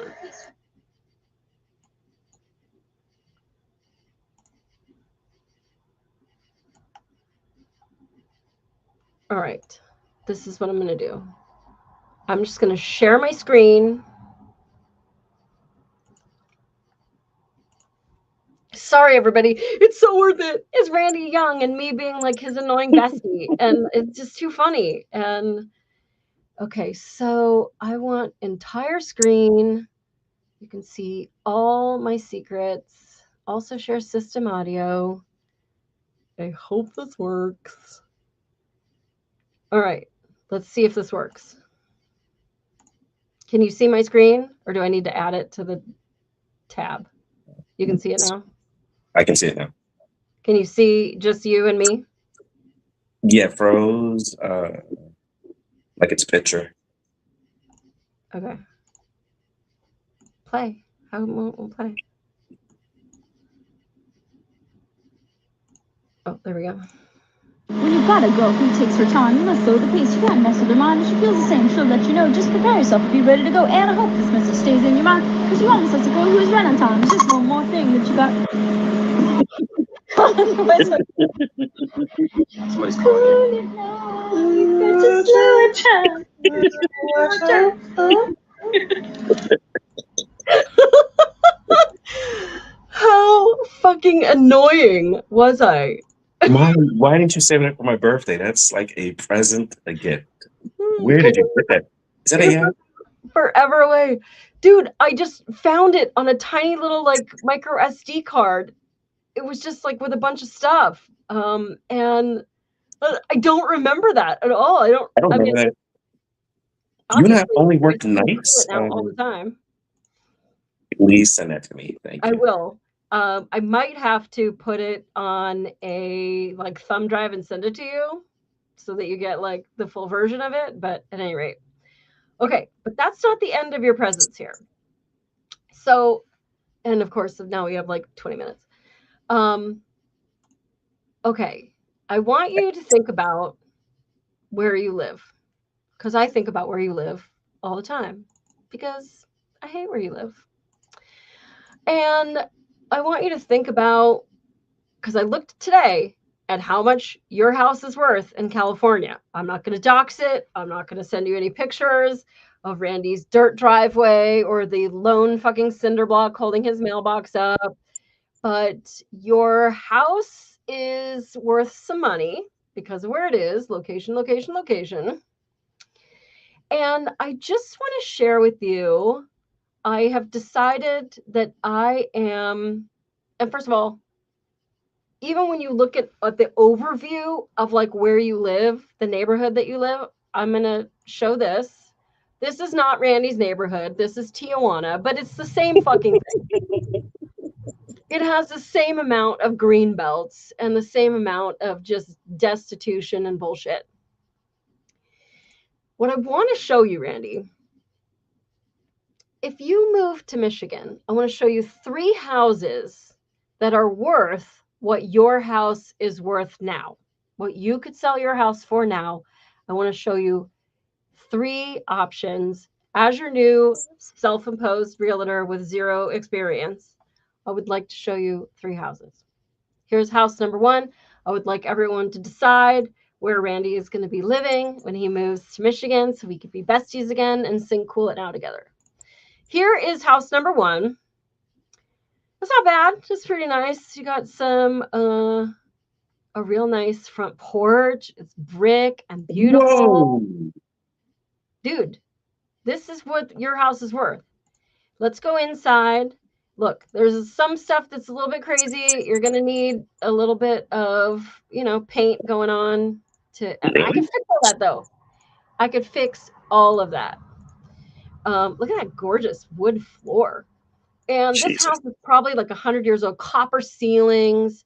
All right, let's go into, this is like some kind of like kitchen area that's going on here. I got to remove pictures as I'm going. And then more of the kitchen. A gold sink, Randy. You could have a motherfucking gold sink, marble countertops, and just live this like opulent fucking lifestyle here. Look at this gold goddamn sink. Walk around in my then, room. Let's see. I think this is still part of the kitchen. I might not show all of these, but this fucking area with these giant picture windows of just like beautifulness and nature with greenery outside. What part is this? This Those is just marble like, floors? this is like a butler's fucking pantry, bro.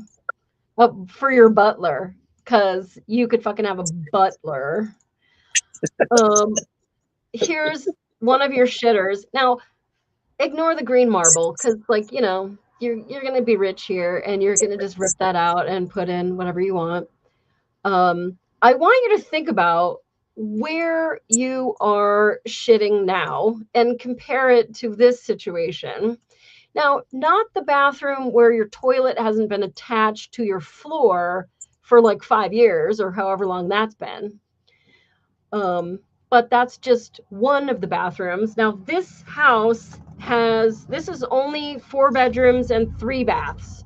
So if you don't like the green bath, then you've got this other terrible bathroom, whatever. What else do we got here? Okay, now, of course, it comes with laundry. That's a luxury in the city of Los Angeles. But what I noticed was this picture here. And so what color are those washers and dryers? White.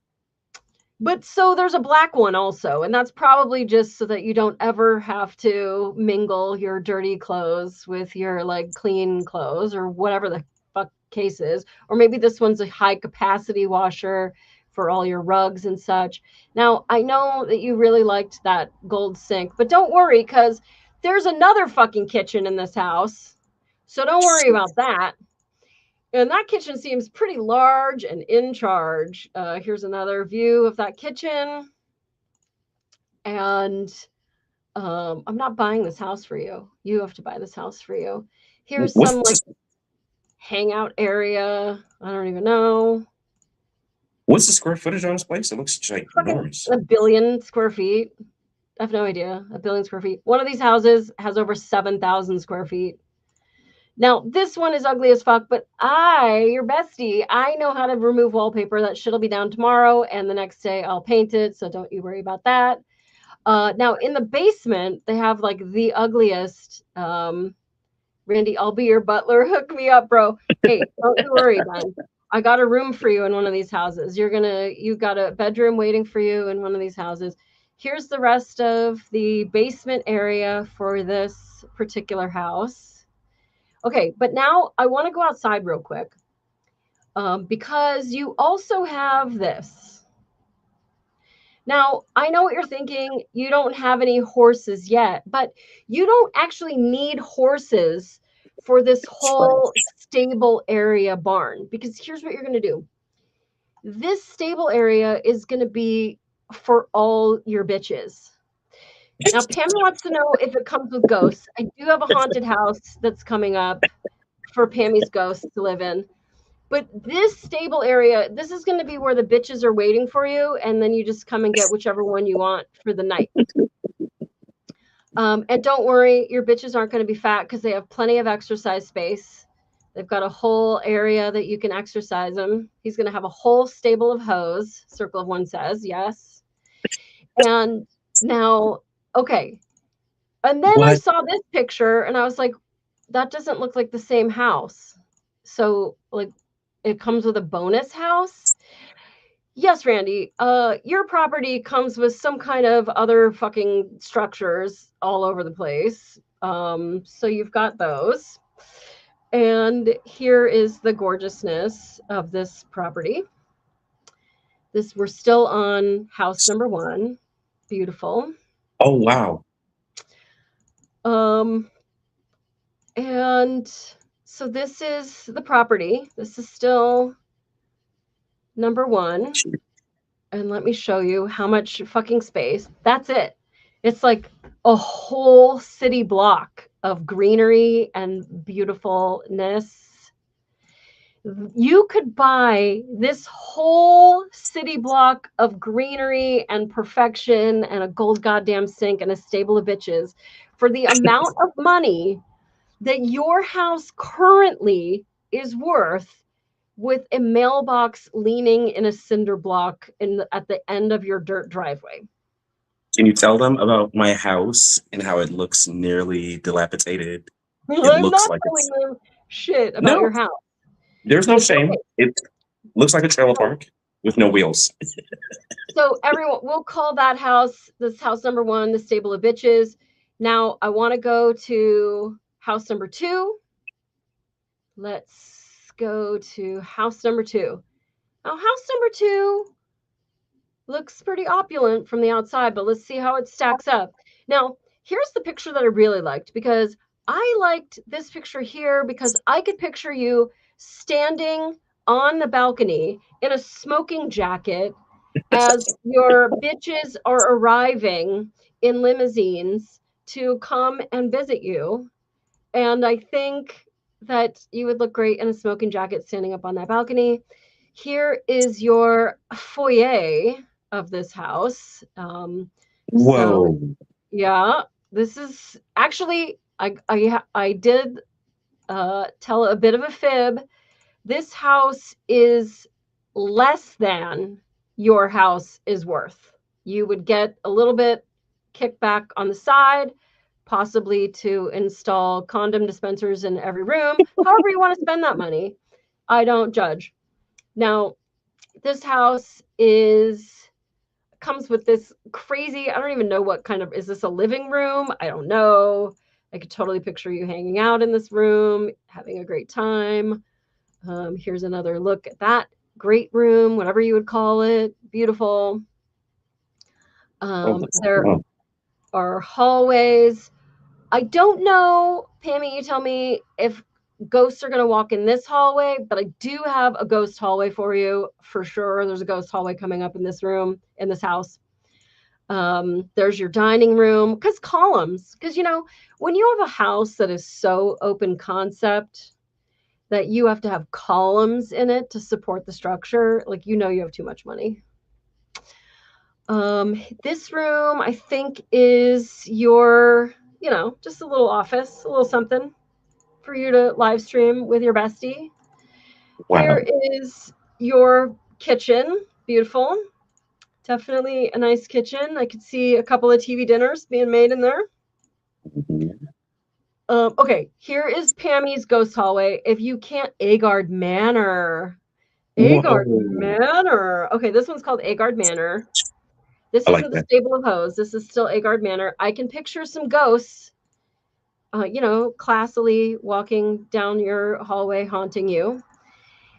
Look at, this is one of the bathrooms. Now, this house, worth less than your current house, fucking Randy.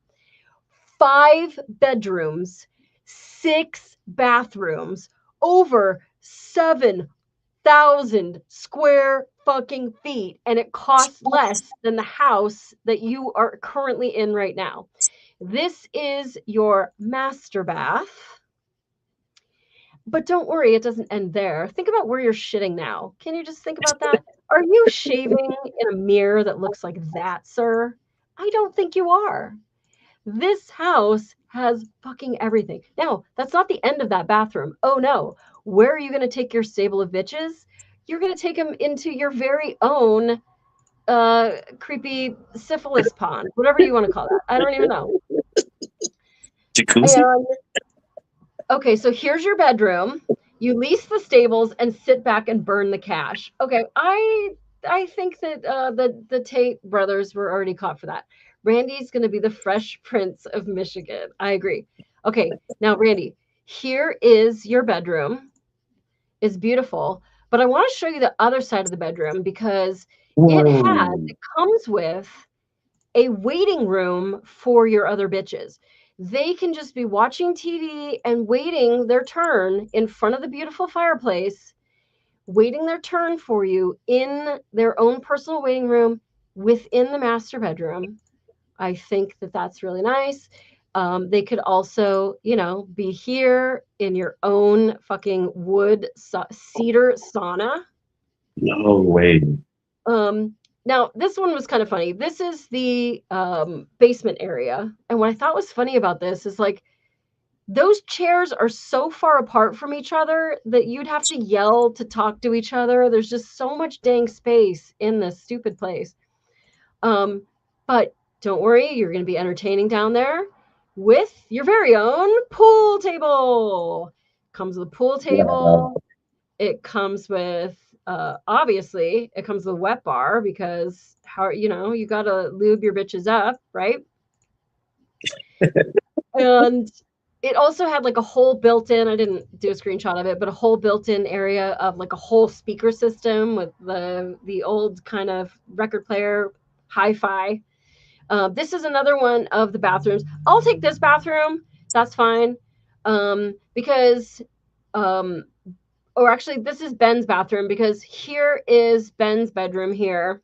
This is where Ben is going to be sleeping in his very own bedroom. So, and then, but Rod is also going to be living with you. We got a bedroom for Rod.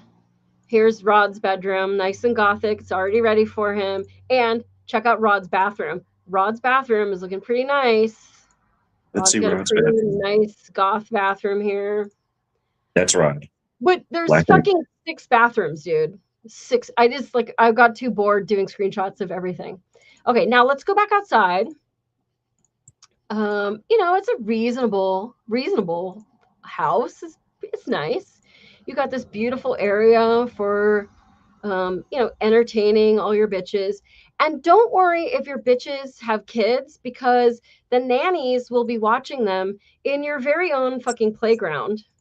So all the kids will be busy while you're busy with the moms inside. Here is your beautiful driveway. You won't have to have 17 cars all stacked up on your dirt driveway that you have now. And, the neighborhood's not so bad either. So this one is Randy Manor. And so we'll just remove some of these pictures.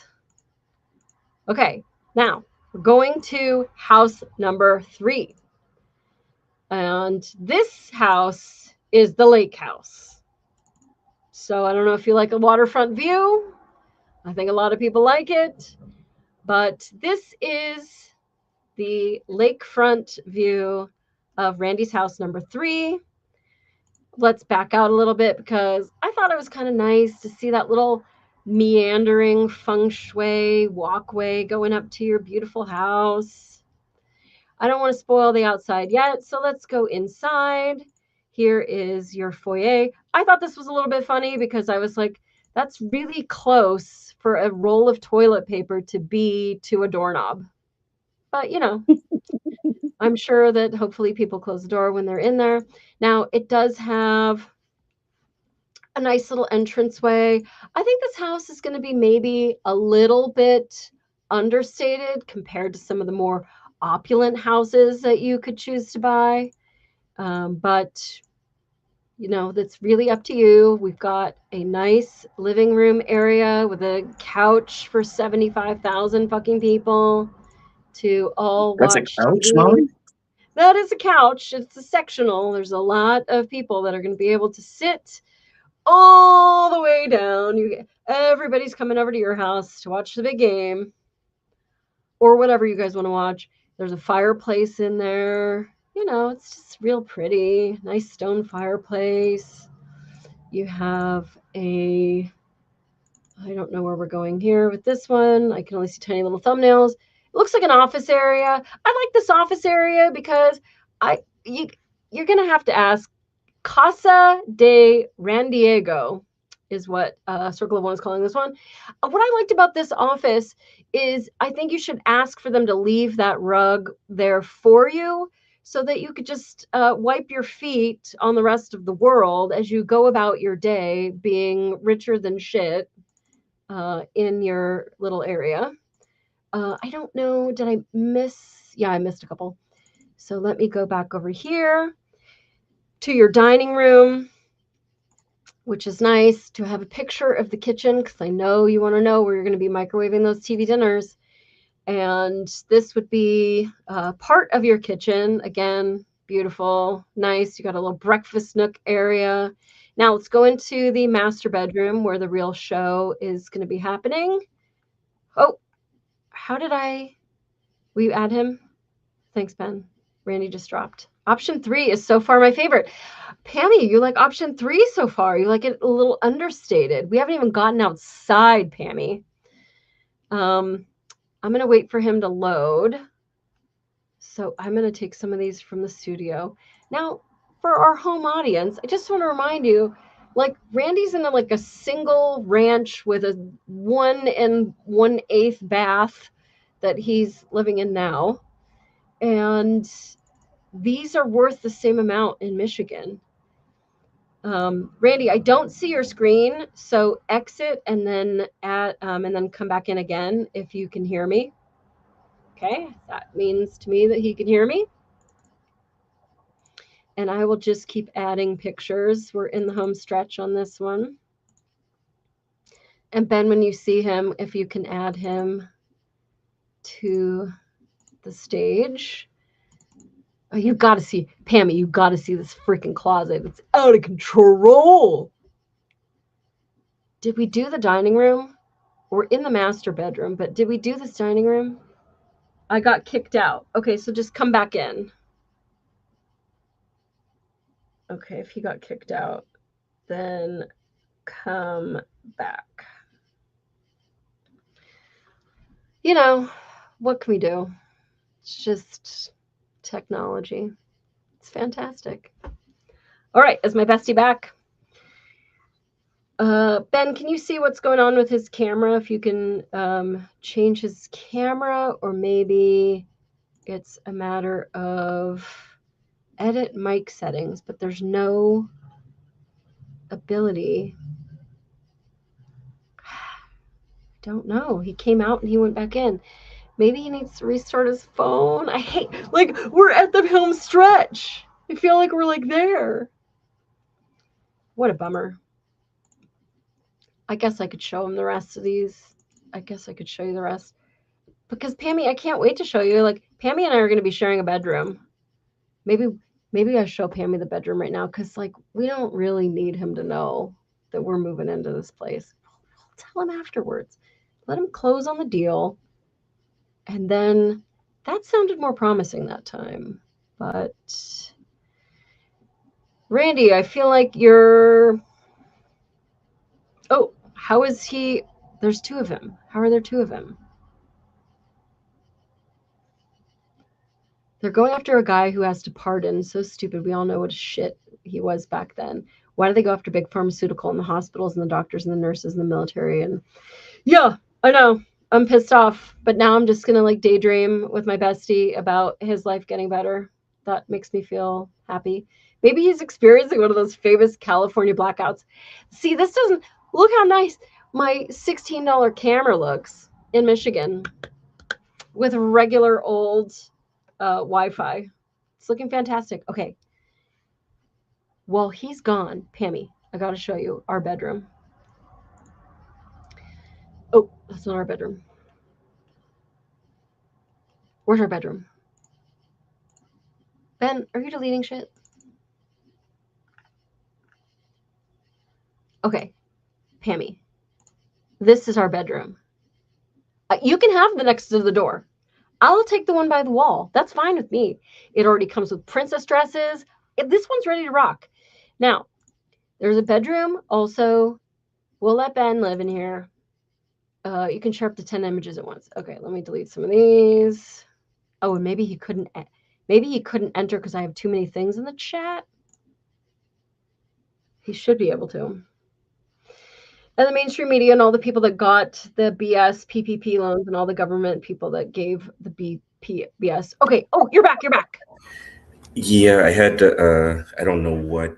So sorry, chat. No, you're totally fine. You're totally fine. We're happy to see you. Anyway, don't worry about it. Pammy and I are sharing a bedroom, and you don't need to see it. You can see it later. You can see Ben's bedroom. So here is Ben's bedroom. Another car bed for Ben. Let me go through some of these other pictures. Dude. Okay. So here's your master bedroom. It's pretty nice. Jesus. And yeah. And your dining room. I'm going a little bit out of order. Whatever. Who cares? And then this is also your bedroom. Beautiful. Nice. And, you know, I think your house is like stucco now. So like, you know, you just bring the stucco inside. It's beautiful.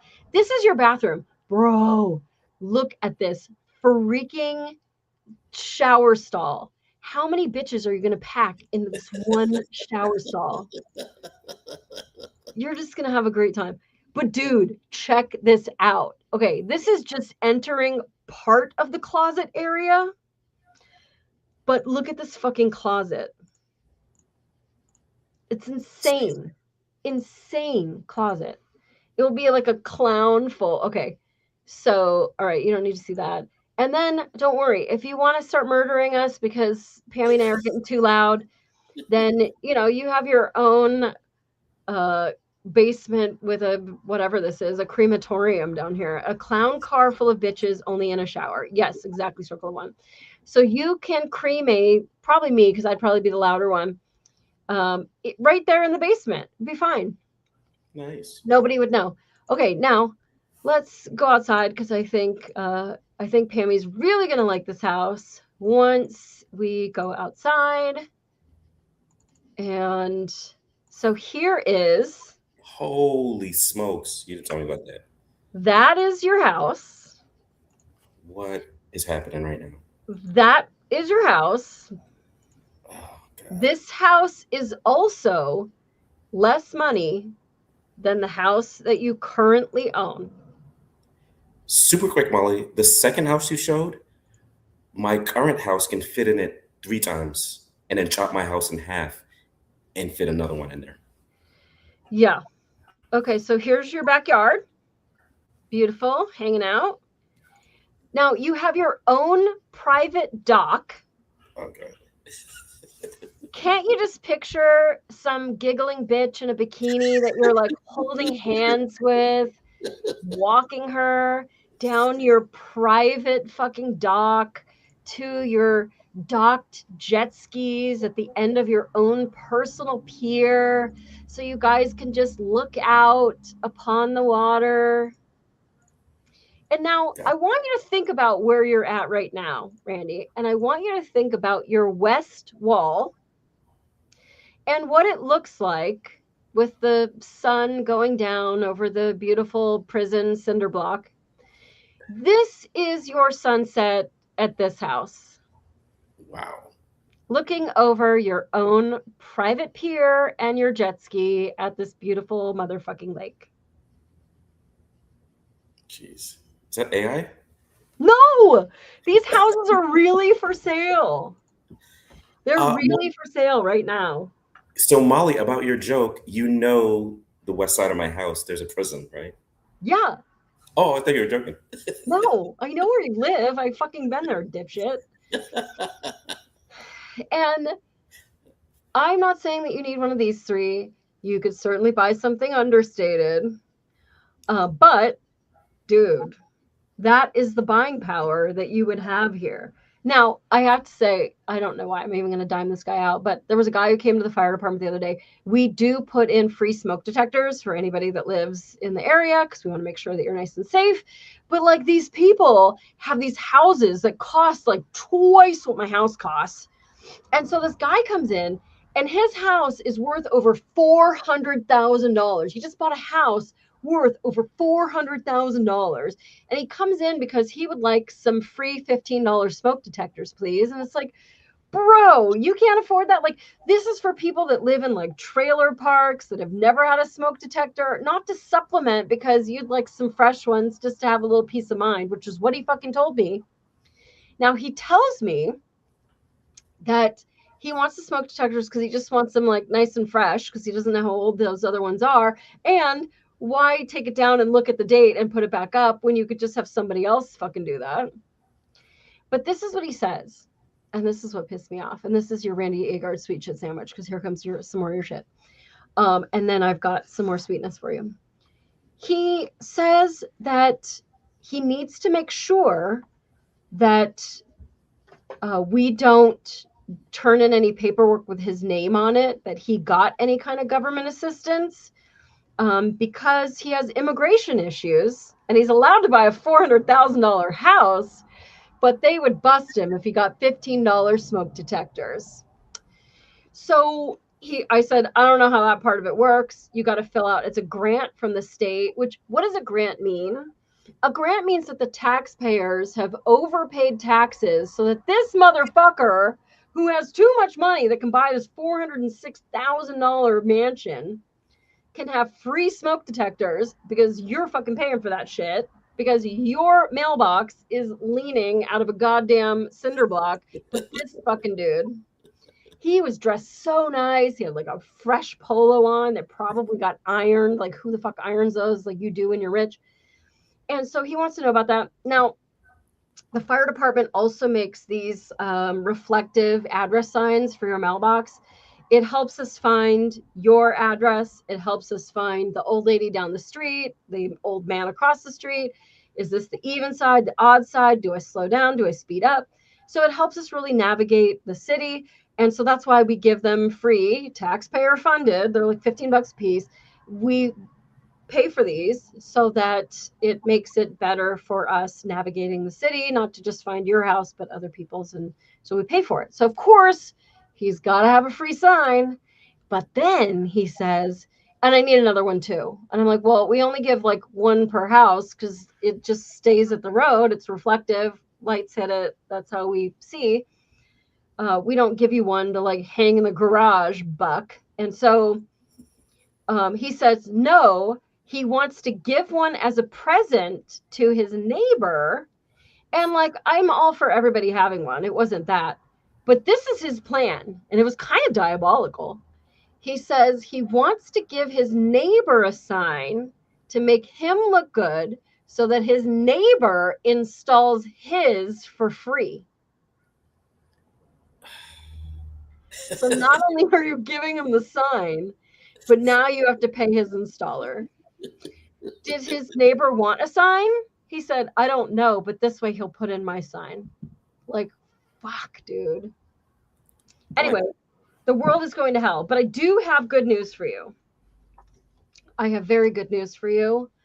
I don't know if you have any tissues on standby because you might need them for your eyes because, okay, that's probably not enough.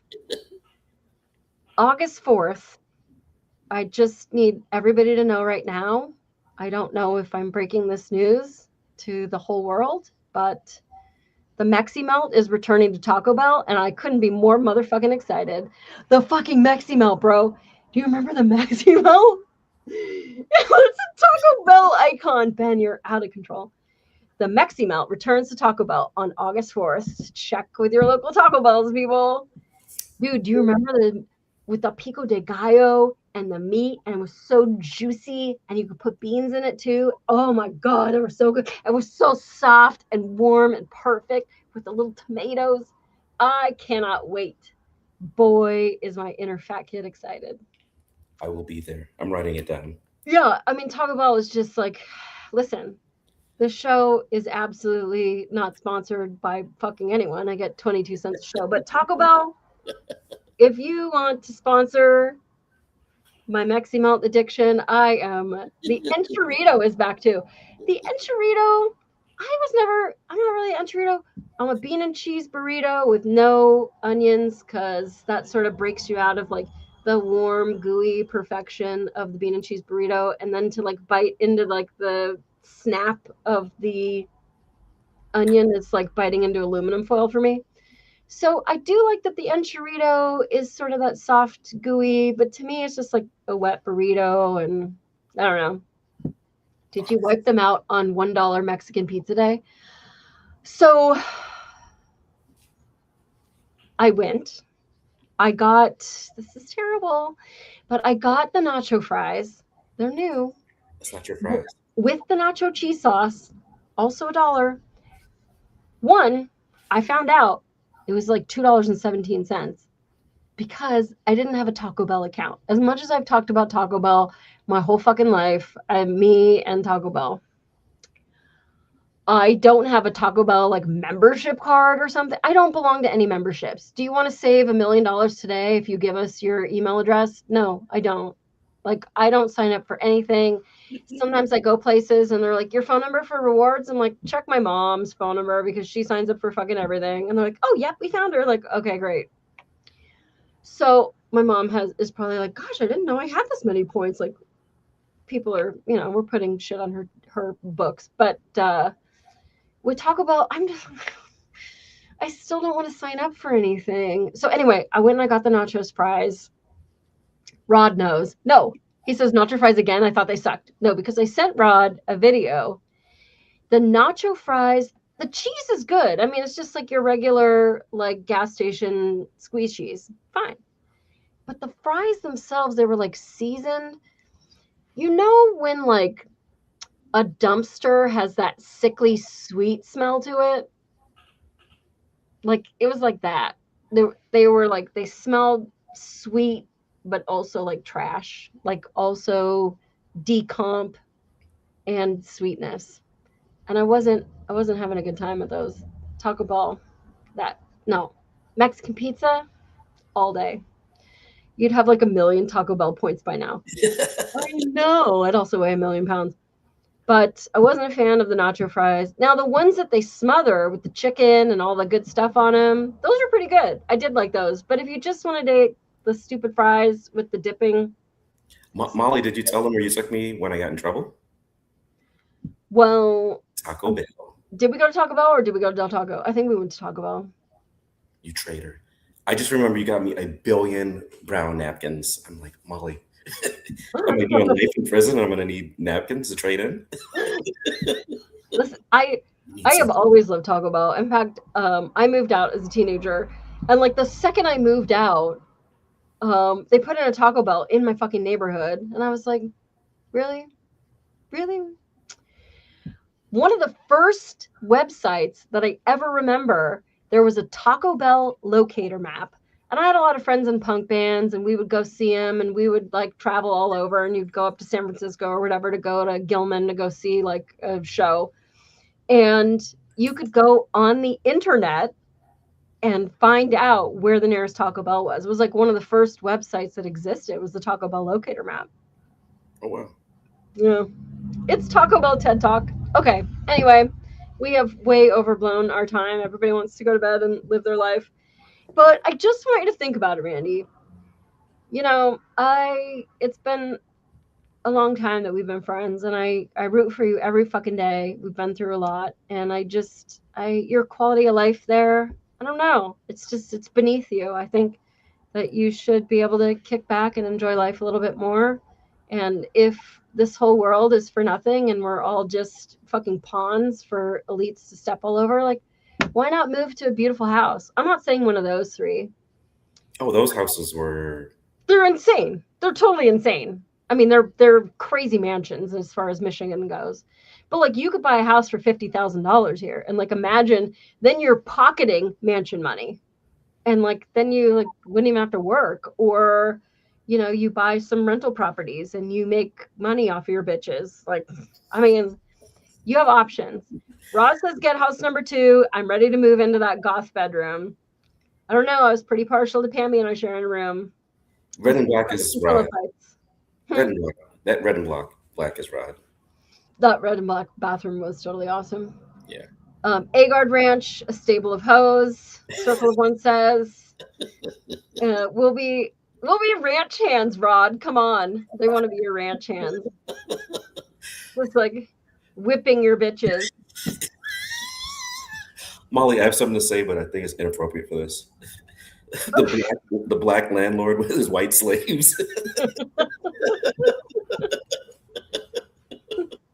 The Agard plantation. He's cut all of this part out of the video. Randy, and your pimptation instead of a plantation. It's perfect. Oh, God.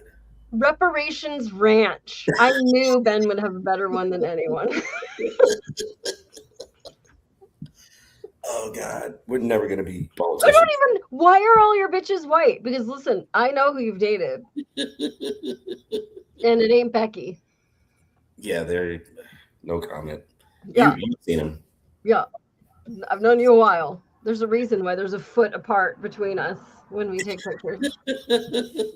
This white bitch. So I know you're never going to move, but I just have fantasies. Molly, I'm going to be honest with you. Yesterday was a super wake up. When you see a military vehicle, I'm just going to I was going to dentist. My entire implant came out, like the whole implant came out. Yeah, all you idiots said, oh, we should all have free stuff. At the VA, the entire thing came out. It was horrible. It was who messed this up? You guys did. But anyways, on my way there, Molly, it's a movie. Really? You guys, does anyone know what an MRAP is? Can you explain what an MRAP is? Why are they there? What's going on?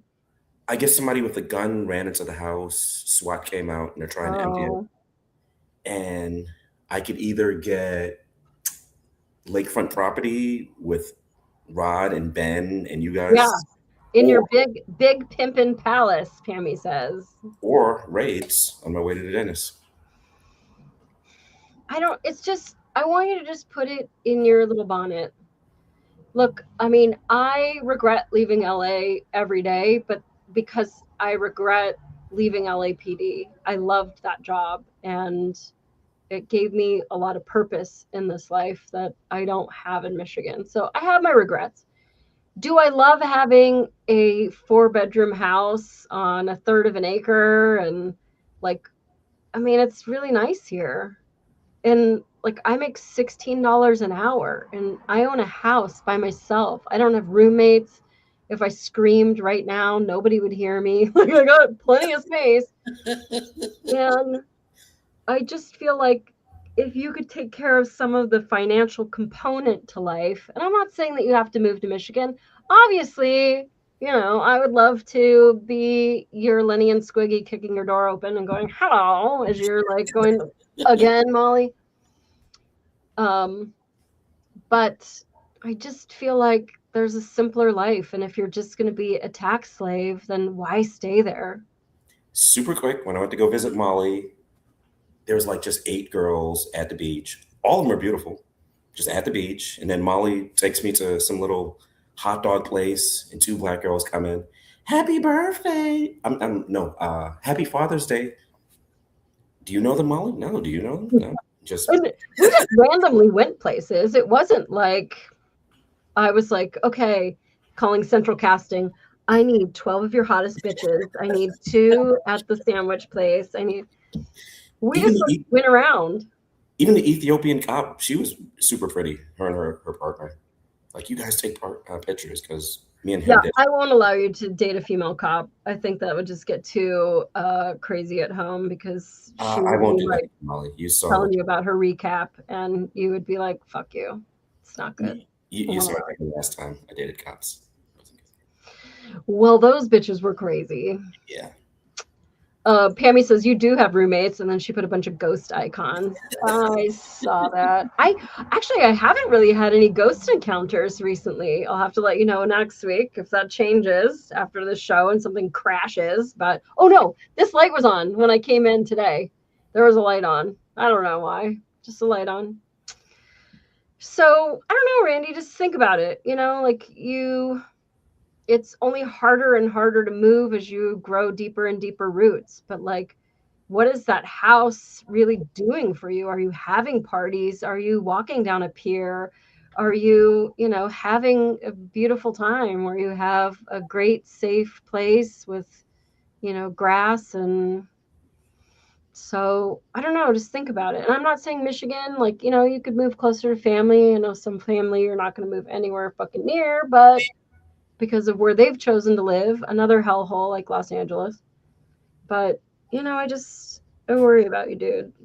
Well, Molly, my money was like this, and then and I'm like, what is going on? And I do my budget all the time, and it's just, oh, you're gonna pay more for gas, and dude, I have a fixed mortgage, and it went up. I'm like, how did that happen? Yeah, I mean, we could talk about it offline, but your buying power is enormous right now, and nobody wants to come to Michigan right now. And for whatever fucking reason, people still want to move to Los Angeles. So, your house is worth a fucking sick amount of money when you compare it to what the average Midwest has. I mean, of course, I've sent you houses from 100,000 to 200,000 that were really cute and very like masculine, and your vibe with space and in good neighborhoods and stuff. So I'm not saying that you have to spend that kind of money to get a private dock. Yeah. Oh, and just so they know, Molly, she's not joking. My mailbox is leaning. I have a dirt driveway. A coyote pooped in my yard. It's a hot mess where I'm at. Yeah. It's only high because we're a bunch of socialists over here. Not me, but yeah. And not to mention that you're like 14 feet away from horse shit at every fucking step of the way. When you could put the horses in the stable and have the stable hands, Ben and Rod. They would have like matching uniforms that they would like come to work and do your bidding. Reparation Ranch. Circle One says either you move by choice or we kidnap you, Randy. I like that. All right. Well, thanks everybody for sticking with us. Like, I don't know, I'm super black-pilled. So if you want to scowl at the world with me, you guys all know where to find me, here, there, and the other. Next week, I have a fun show. I'm a little bit skeptical to spam it so far because I hope that she doesn't flake. But Becky from my fire department is going to be on with the broken leg from fire training. And I think it's going to be a good show. She's going to be talking about first aid, shit that you need to have so that you can avoid giant hospital bills and calling the ambulance for stuff that you can take care of yourself. And also first aid for your pets, what you should have for them so that you don't have to take them to emergency vet care. And she's a paramedic, and she's many years of experience with other people's blowouts. And so hopefully she can, potentially give you some information that could save you, at least in knowing, like, okay, this is what I do. Today we were watching this video of dogs that are choking on a ball and how to get it out of their throat. And so she'll be talking about that next week. And so there's a YouTube, though, if you want to watch it ahead of time. But I think it's just good information. I think this is like, maybe this is what this channel is about. It's like, being pissed off together, and then like also sharing like some of the joy in the world and empowering each other to, not feel so helpless. Because, being a tax slave sucks. Molly, here's a little bit of good pill for you. Look at the chat. I mean, there's people like that out there. Rod and Circle One and all these guys. So yeah, you do this for sure. For sure. Pammy says, awesome show. Have a wonderful rest of your night and have a safe weekend. And then she left me another ghost because she's trying to just like, And Maddie is in the chat as well. He says he has no regrets leaving LA. Yeah, but you got like a really beautiful house and a beautiful bride and a beautiful job with a beautiful pension. So kind of like fuck you is really like I mean, I love you, but also fuck you, you know. Okay, so I will talk to all y'all. Tomorrow I'm on a road trip with my friend and I'm going, what did he put up there? Put it up again.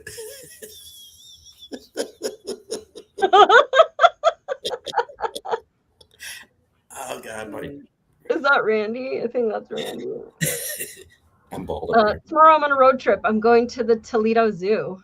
I'm excited about that. And then I'm going to some like book fair, some spooky gothic book fair thing in Ohio tomorrow. So I'm on a road trip starting early tomorrow and buying some stuff for my yard. There's a bunch of shit going on in my yard right now. I'm ripping some trees out. I'm scared. I've never fell a tree before, but I watched a YouTube video, so I'm gonna try it and hopefully I don't knock down my neighbor's house.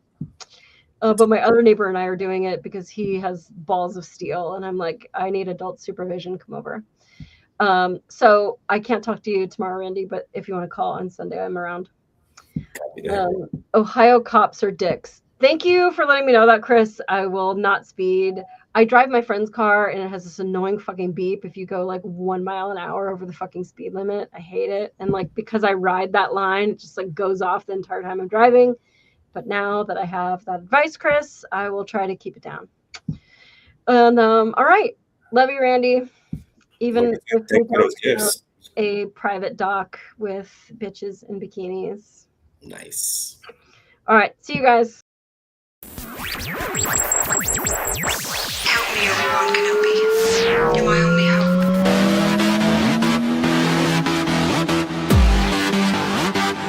It's a cookbook!